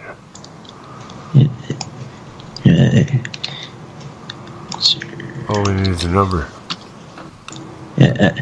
Here's a number that I found. I got on Skype chat. Moog Boy's got one already. Oh, okay. He's got two of them up there. Fucking right. Okay. Okay. 188. Fuck me. I'm gonna laugh my ass off before I type this in. You got one? 1-800. Say again? Should I just do the one Moog Boy sent me, or do you got one? How about the one that Moog Boy sent? Okay, let's do Bell. All right. 1-800-667.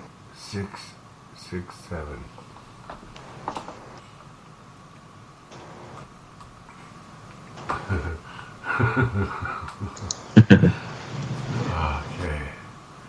And they're probably going to be overseas. Yeah. So I'm gonna bitch, and I'm gonna be a customer that doesn't want to talk to a foreign person. 0123. Okay. What do you think? If nobody wants a reading, we're gonna prank call the phone companies.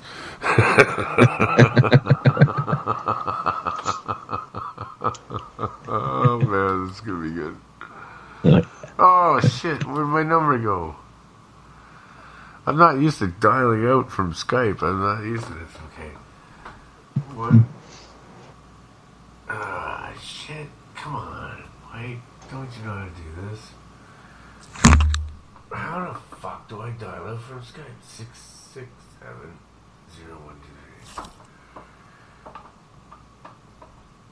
667-0123. Now, how the fuck do I dial it? Enter. Oh, okay, that's it. Enter. Fuck, I did it. I got it. Yeah, 1-800-6. I got it. I figured it out. Okay, here it gets dialing. Okay, it's gonna. Oh, I can add to group. Do you want to help me do this? Sure. Okay, we have to bitch and say, okay. Wait till the end of the call, and then you jump in and say, "Yeah, you asshole," or something like that. Yeah. I'm gonna complain about the foreign voice. Okay. Okay. Can't you fucking speak it? Like I'm paying from an English place, and you can't even speak. Oh, I'm gonna freak. Okay. Alright. I think I'll do a long line of cussing or something. For English, press 1. Pour le français, appuyez sur le 2.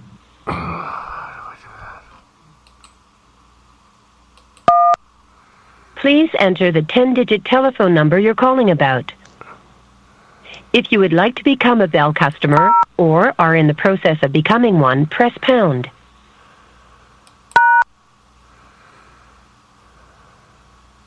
We did not receive your number. Please use your keypad to enter the 10-digit number you're calling about. If you don't have one, press pound.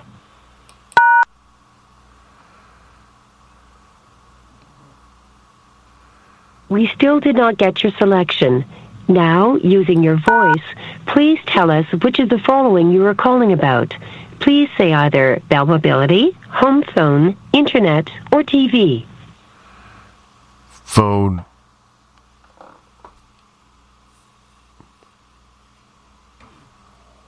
Please note, the office is now closed. Our business hours are This sucks. 8 a.m. to 9 p.m. from Monday Damn you, to bitch Friday fucking and Bell from from hell. You slut whore Bell from hell. That does not work. Okay. You can't even prank them. No. We need something better. Okay, let's try this one. You could try the We'll try Verizon. Alright. 1-800-922-02. Let's try Verizon. Yeah.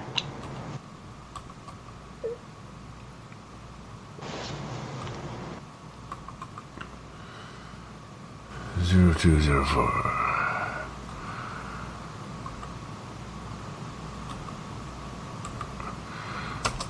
Now I could fucking what the hell?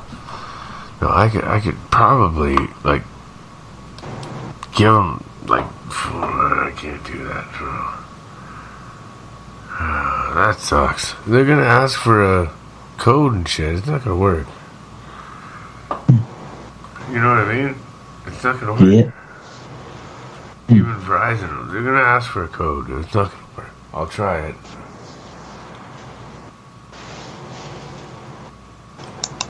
One 800-331-0500.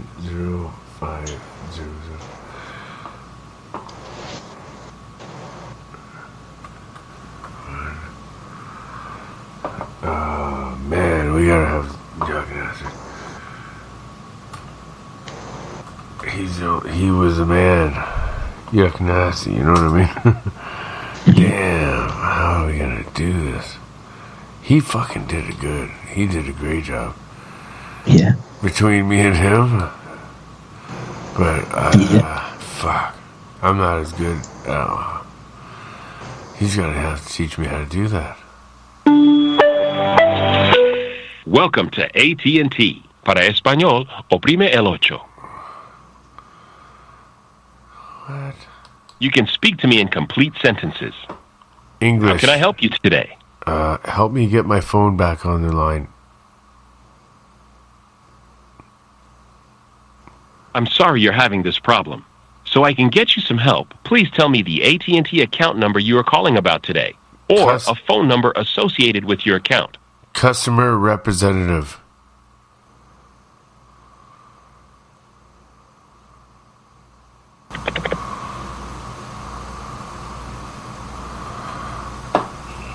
Agent. One moment while I connect you to one of our representatives.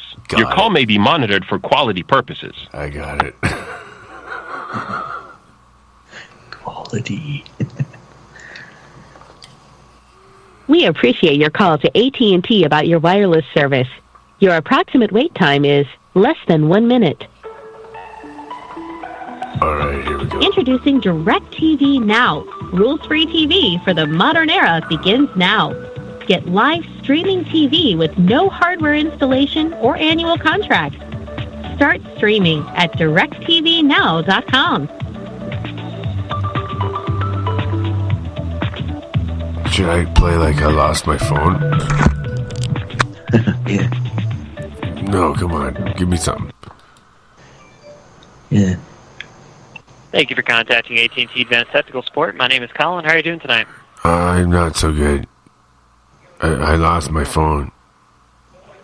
I'm going to try to find it back, but I'm not very good at the computer. Can you help me find my phone back, please? Unfortunately, my system doesn't allow me to try to find the phone. I can go in and disable the phone so that way no one uses it. Don't you guys like send a team over to help me search for it, like at my house? we don't have any particular teams. Do you happen to have any friends that might be able to come over and help, or? Yeah, but they're like really assholes. I don't have very, very nice friends. I see. They're very nice to me. They tease me.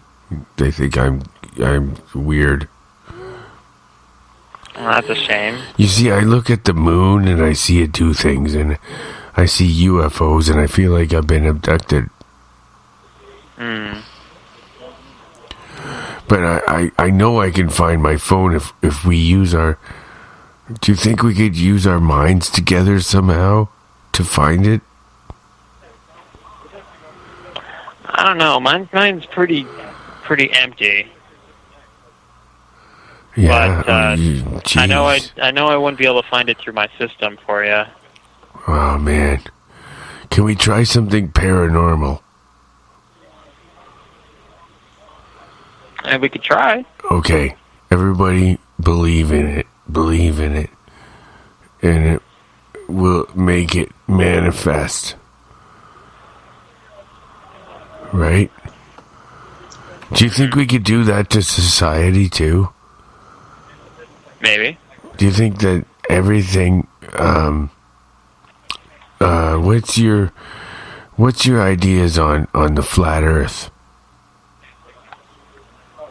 Do you believe it's possible in a universe?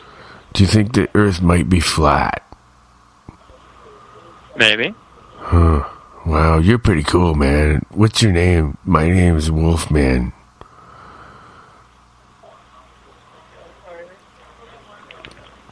I'm really digging talking to you, man. You're on the radio with Wolfman Mike on the Dirty Rotten Terror Show. All right.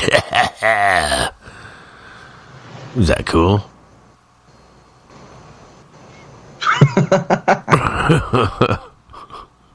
He hung up. That was good, eh? Yeah. He played along good enough, right? Yeah.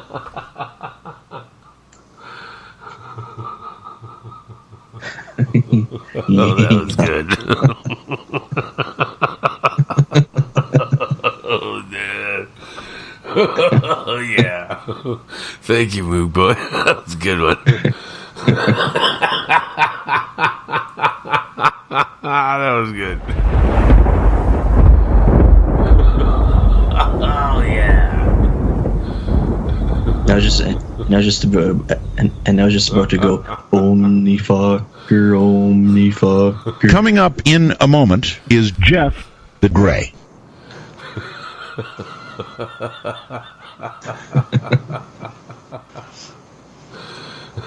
I'm still laughing.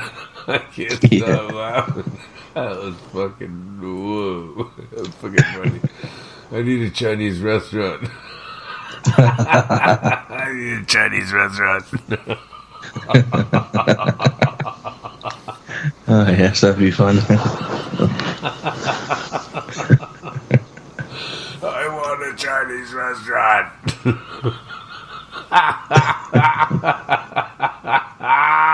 Yeah. Oh man. For now, let's just go on a Tour de France. Yeah. Oh yeah, Tour de France. Here we go. Oh yeah. Oh my God.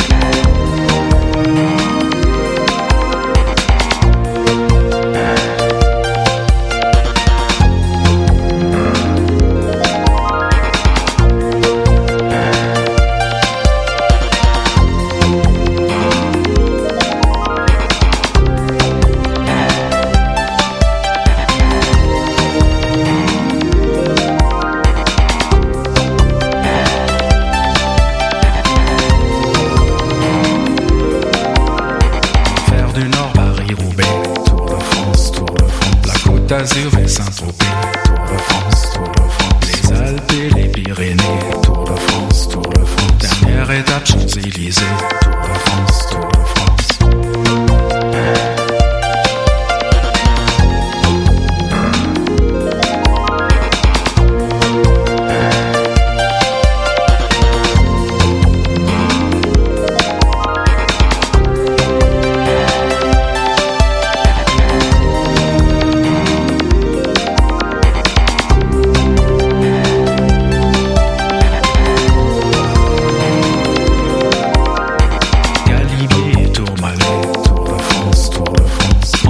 Jusqu'au sommet, Tour de France, Tour de France. Pédaler en grand braquet, Tour de France, Tour de France. Sprint final à l'arrivée, Tour de France, Tour de France.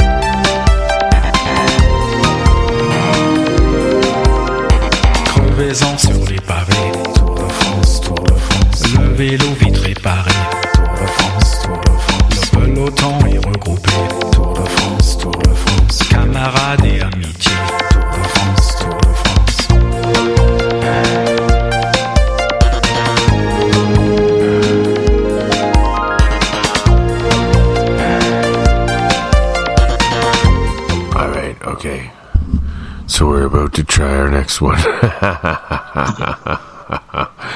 don't know. Here's something to go on.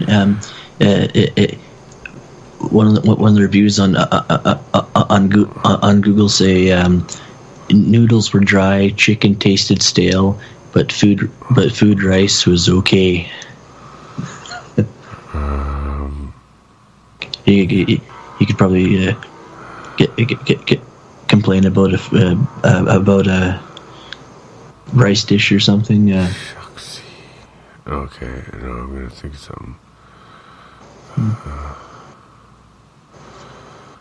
I found something in my chicken ball. Something in the chicken ball. It was not a chicken. oh no! I know what to do. How do you guys like get all them chickens' balls off, man?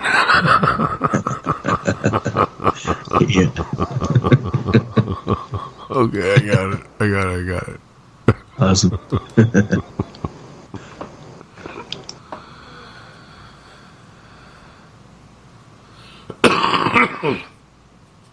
Okay, let's see what happens. King Chinese food. Hi, I want chicken balls, but I like chicken balls, like real chicken balls. Chicken ball, yeah, we do. Yeah, do we get them off rooster balls? Rooster balls.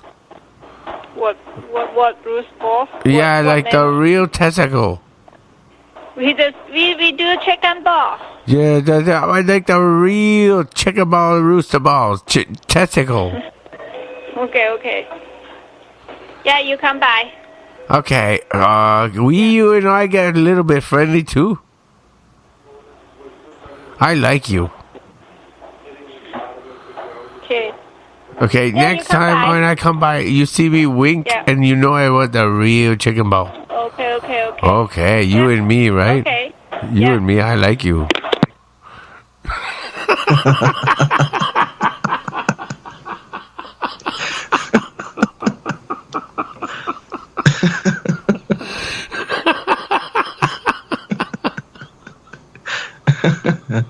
Well, that was a good one.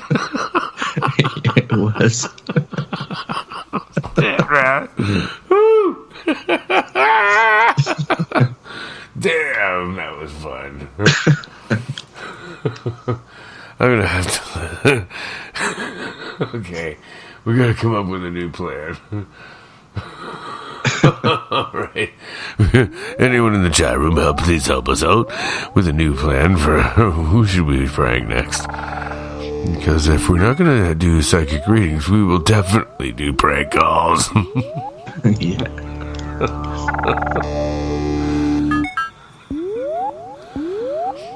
Indian restaurant? A variety store. Yeah. Or just somebody's house. Somebody's house. I'll tell them that we're going to paint there tomorrow.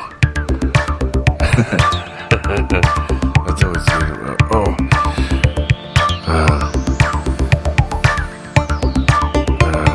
Man. We'll think of something. I'll think of something good.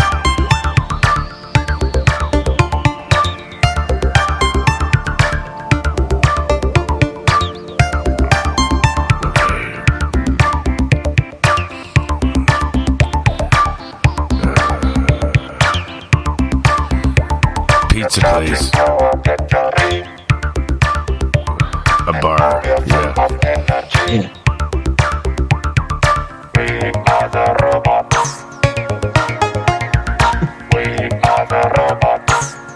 Yeah. Yeah. Looking for our drunk wife. Yeah. Call a bar. Yeah. Emmett's got a great idea from the chat room. Yeah.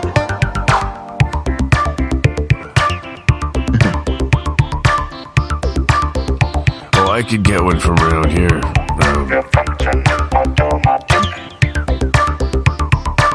Okay, great idea. Okay, I'll find a number for mine.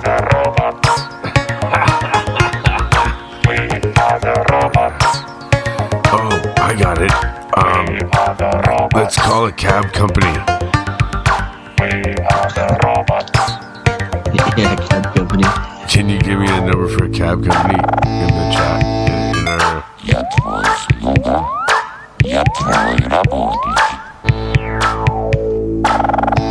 Drop a cab company number in there, Adam.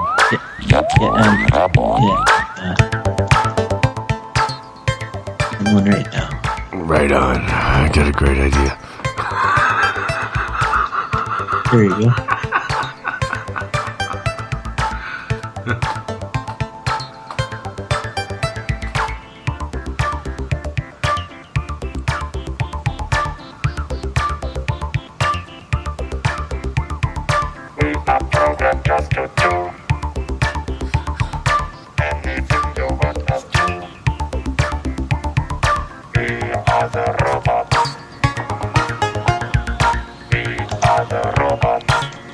Okay, you ready? Yeah. Okay, I'm ready. We're gonna call a cab company. Yeah. Hi, Debbie. We're doing prank calls. Yeah. Yeah, I sent you the number in Skype chat. Okay, I'm calling it right now. Shh.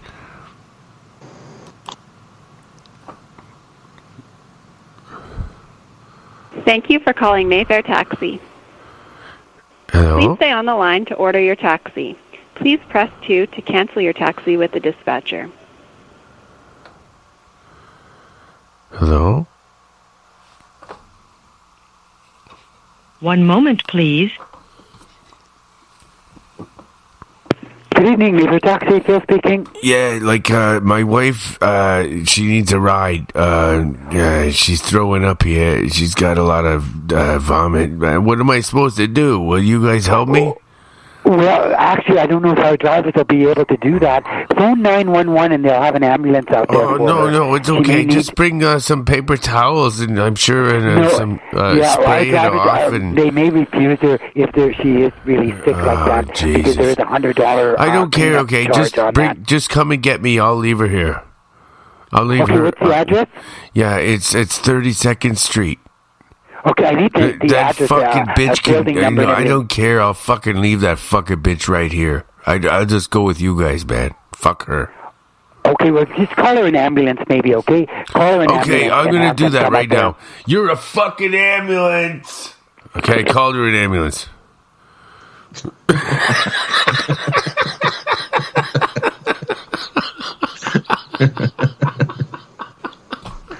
Oh, that was good. I like that.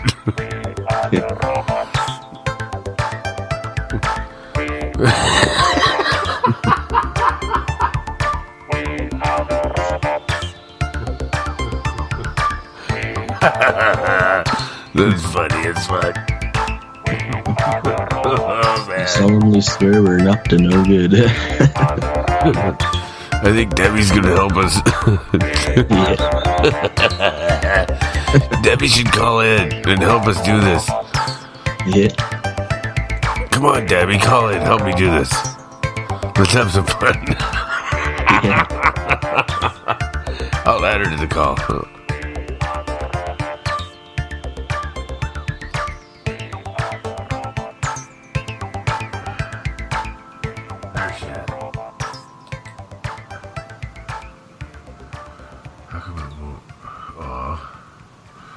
I can't add her because it said she has to take a request. I can resend the thing.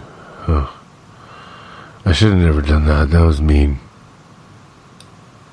And now I have to reconnect with her on everything. That's just for a prank. That wasn't worth it. That's not worth it on a friend. Yeah.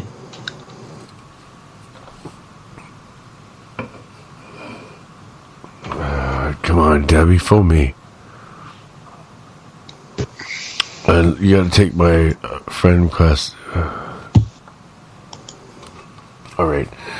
So, what are you gonna do next? No. The Skype's not blocked. All you have to do is call.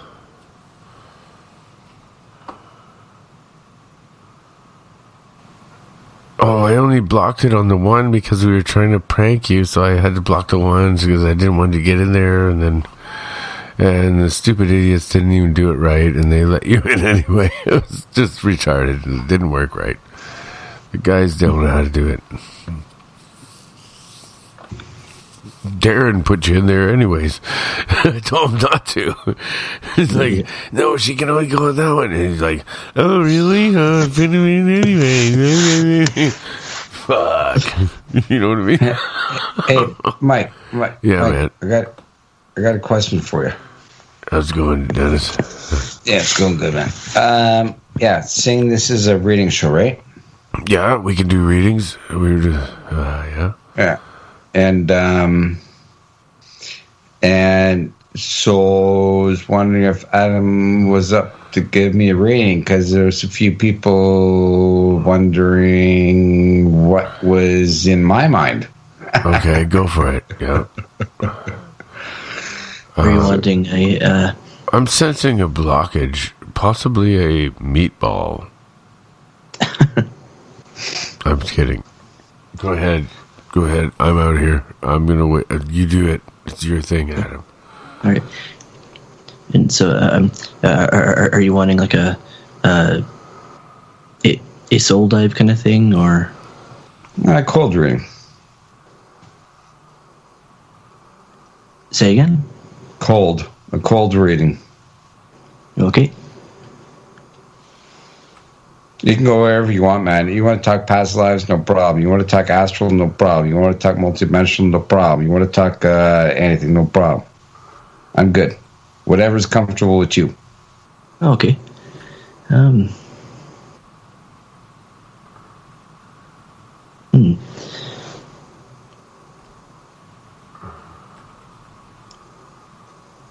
How about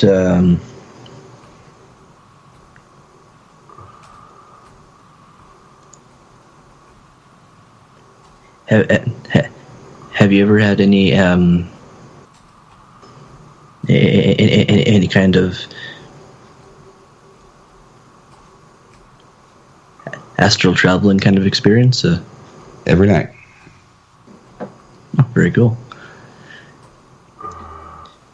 And it's not only astral, man. It's it's multidimensional, and it's discerning whether or not it's coming from subcon or consciousness or your unconsciousness. So yeah, I've seen a lot of stuff, Adam.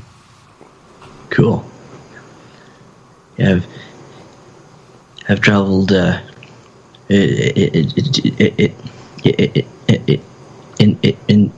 the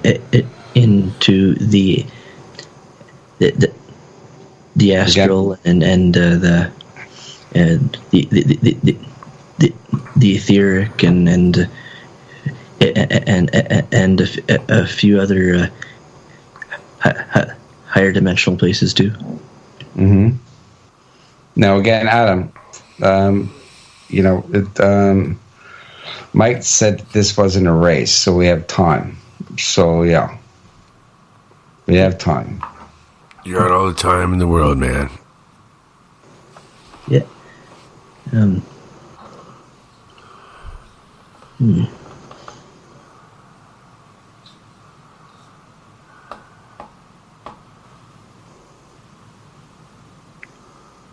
My mind just went blank. That's all right. You were touching on a few things in regards to astral travel and multidimensional planning and stuff like that. In regards, yes. Because I said, in regards to reading from you, where that I can go in basically anywhere.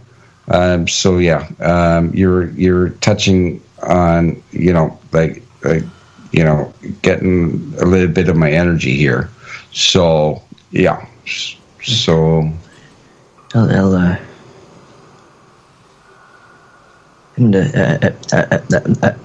am going to. Okay, yes, Debbie. Debbie's calling. I'm taking a call. Oh shit. Okay, Debbie.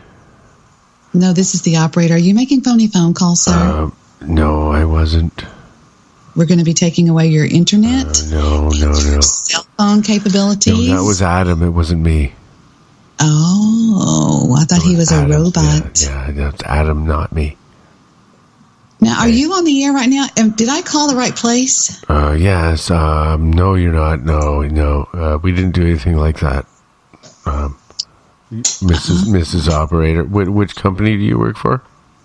I work for AT&T and Southwestern Bell. I don't use AT&T. I don't use AT&T. Well, wherever the hell you are, that's what I work for. So there you go. Let's do this shit. Let's do some phone calls. Yeah, let's do it. Yeah. All right. Okay, the best one we ever did is we called the drug, the drug center one night. Damn it, I put Adam and Dennis on pause.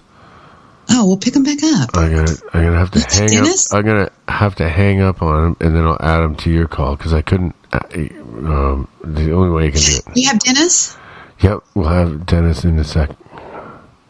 I can get Dennis. I can add him. Hang on.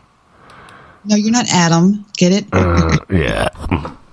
I can add him. Adam. I can add him, Adam.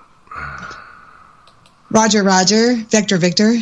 Stop pushing buttons. I got Dennis. And then Den. Adam. Mr. Adam, what? I can Adam. Me, Adam. Me, Adam. Okay. That's not working. Adam. Damn it. It's not working. We are the robots. Come on, are y'all being lightweights? We are the robots. Yeah, yoy. See, okay. I'm gonna have to put them on the other. Okay, that's what I'll do.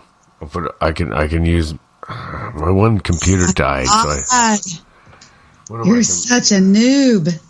No. One of my computers actually died on me, so I had to put Skype through this other one. No, it'll work. It'll work. I'll put Adam here. But where did Dennis go? No, Dennis! See, if you would have if you took my friend contact request, then I could have added. Here we go. I'm bringing the Din in. Let a master work. Yeah, okay. Get Dennis in there. I don't want him to feel bad.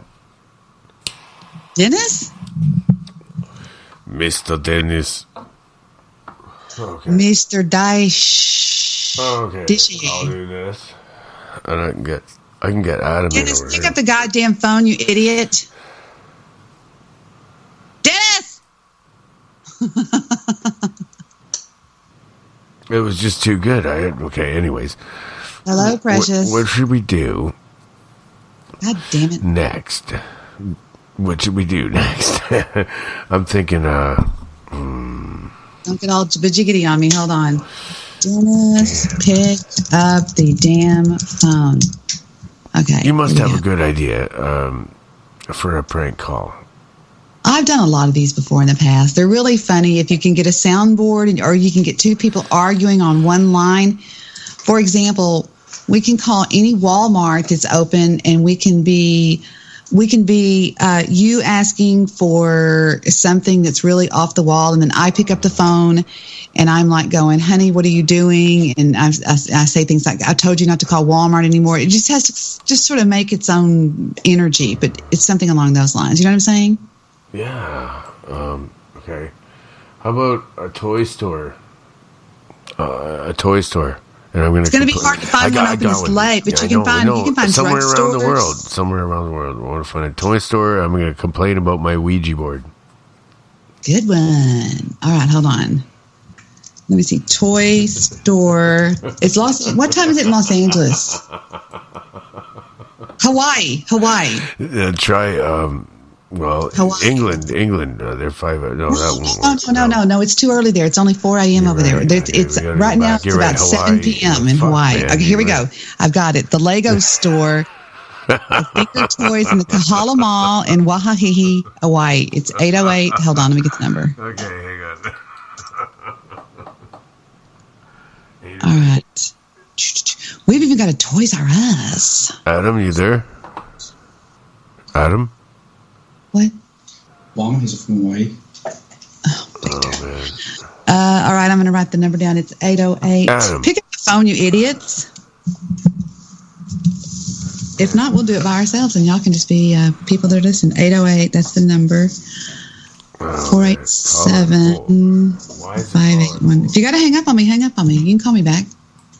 I'm ready to do this. I don't get it. Just call and hold. Who's on the line with us? It's Dennis. Hi, Dennis. That's weird.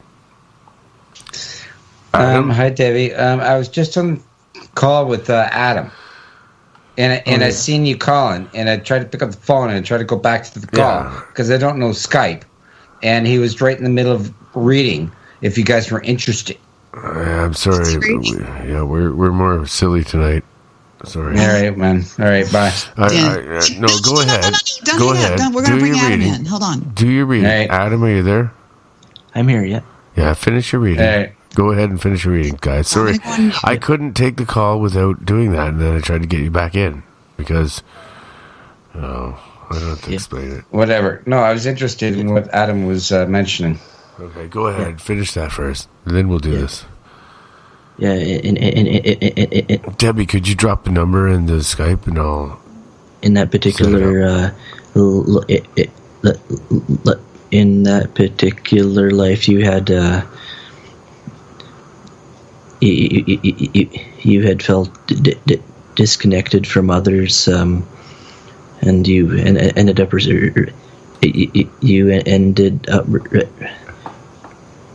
receding into your own life and contemplating what your own life means to you, and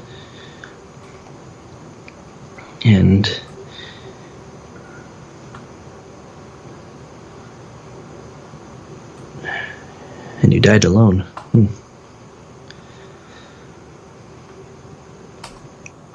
And we all die alone. Perfect. Everybody dies alone. No, I'm interested, Adam. I'm interested.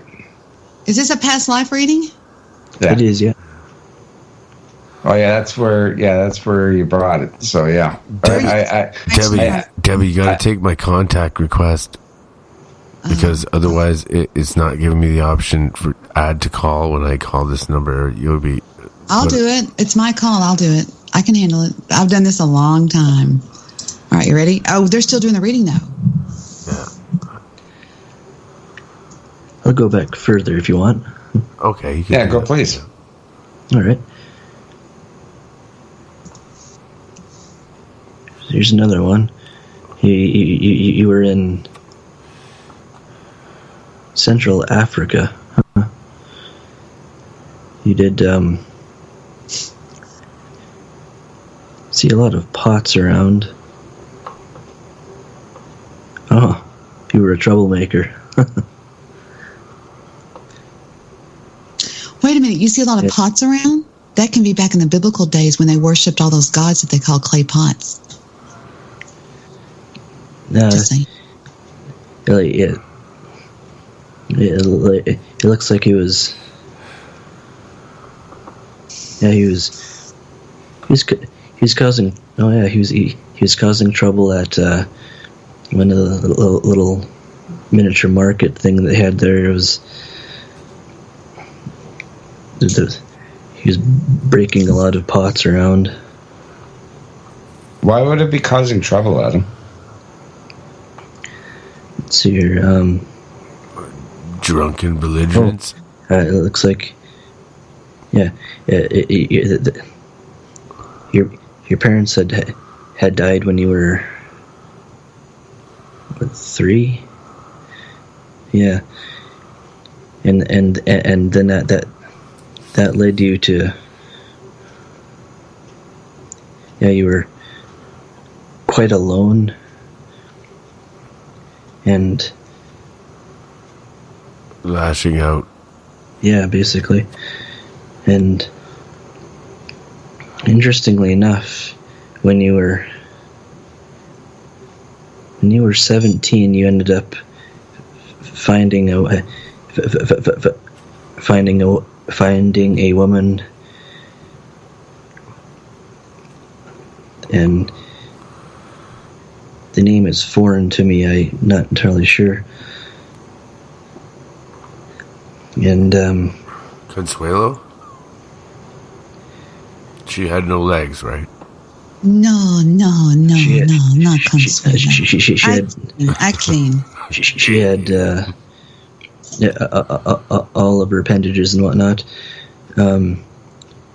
Looks like you and her had. She had cancer in one tit. You and her had three children, but one of them died early on. That pain was severe and made her commit suicide. Oh my God! Made me commit suicide? This is his past life? This is depressing. Where do you get your information from, Adam? I'm curious. I get my information directly from his soul. It's a soul dive. A soul dive. Okay. If you want help with your stuttering, I used to stutter. Breathe in through your nose before you talk. Take a deep breath before you talk to me. Right. It's not a race, Adam. It's not a race. Now just, and then talk as you exhale. I get it from a soul dive or whatever. You know what I mean? Okay. It's not a race, man. Don't be anxious, right? So that's Yeah, I used to do it all the time. I used to do it all the time. That's okay. Yeah, I know many. So Adam, when you mentioned this druid, Chinese druid, what'd you call him? Monk. I'm interested in that. Yeah, monk, right. But you mentioned druid, I believe. Yeah. And you mentioned Middle Africa, right? That's another one that being hit on me, right? Is Egyptian or outside the outskirts, right? Yeah. And yeah, being like a independent soul traveler per se, or whatever like that. Like I do my own shit when I want to do it. I don't live under the system, right? I'll play with it, but I don't live under it. And all right, so please continue. I'm interested. If you can go further back. All right, I can go a lot further. Let's see here. Her name was Faye something. PHA something. His maid. I just got that. Oh, is that like a maid of the pharaoh? Like the maid of the pharaoh queen? PHA. No, but it was Fama or Fayna or something like that. Phasia. Yeah, that's it. Phasia. And who was that? Your wife that killed herself in her past life. Oh, that's correct. And what year was this? It was in Egypt. Right. Yeah. You understood that. What year? BC. I muted them. I can mute them on my show. I'm not muted on their show, though. That's the only thing. Is they can probably still hear me on their show, so I don't know how that would work. That's crazy. That way. Hold on, I'll figure something out. Stand by. No, just wondering, Adam. I could feed you information, but I'd rather not. This is why it's cold reading. Yep. So, so what else comes up? Okay, I'm not going to put you on the spot or nothing, but okay, you're an energy reader. What do you pick up from me? Straight up, like, I pick up a sense of curiosity and acceptance of that. And so what do you believe that I've collected over this lifetimes of mine? Through each of the stress, through each of the lifetimes, you've collected quite a lot of experiences. Each one of them definitely having a particular lesson and like from the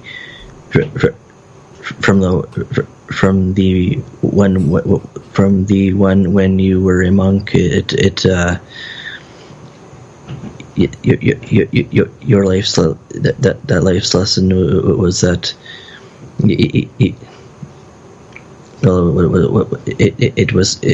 it was to be that you needed to really have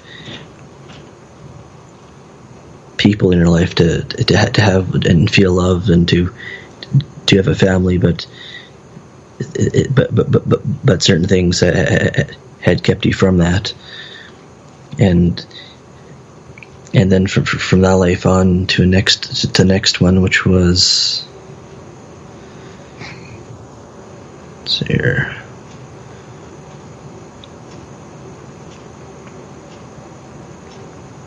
in Europe.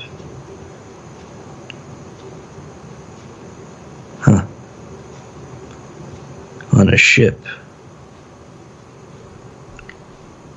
Well, that would explain it. What kind of ship would that be? Oh, yeah, an old sailing vessel, equipped with cannons,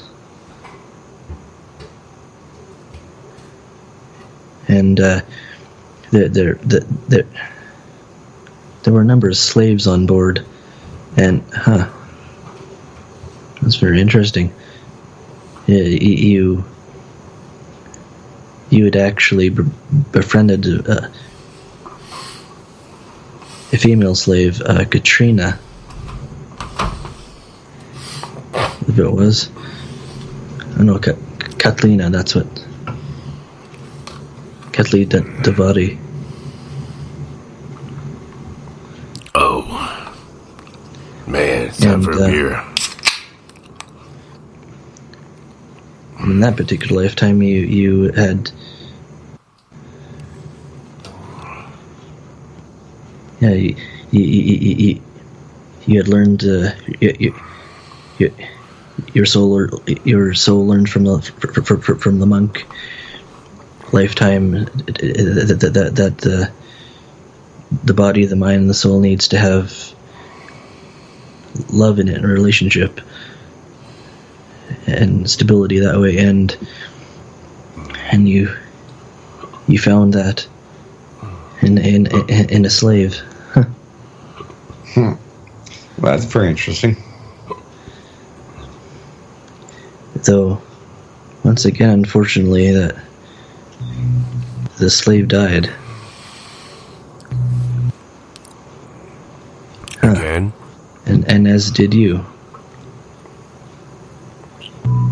You had, yeah. You'd shot yourself with a flintlock.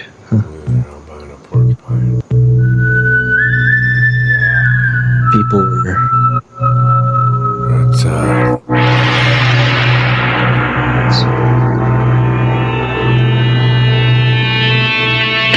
This is Kevin A. Kierstead from Truth on Tap. It's K-Tap, and you are listening to Debbie Daly on The Debbie Daly Show. Oh, yeah.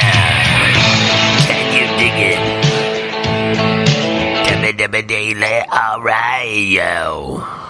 All right, I muted my intro just because my listeners were going, what are we listening to? What are we listening to? And I was going, well, we'll just play a song. So Lunatic Fringe is playing properly.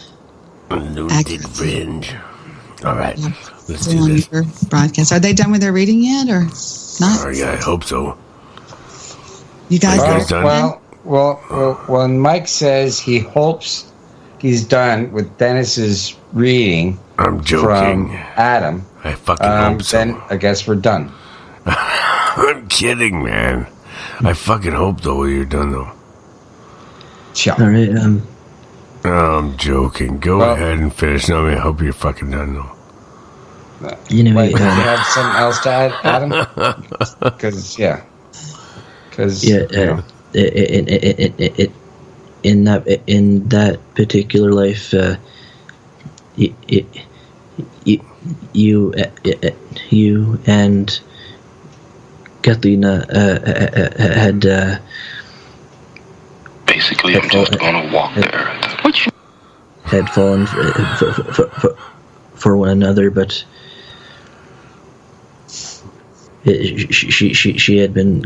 she had been caught stealing apples. What? What the fuck's that you have to do with anything? And then apples. Get off the line, Samuel. Get off the line, Samuel Jackson. What the fudge? And then anyway, and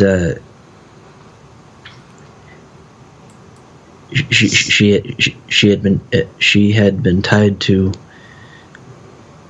All right, without the details, like what's the end result? The end result was that end result. Well, now you live in Canada and you're here in the year 2017. That's the end result, baby. I mean, truly, it is the end result. That's where you are now. No disrespect. No disrespect, Adam. I'm not disrespecting anybody. I'm just saying that's the end result to reincarnation.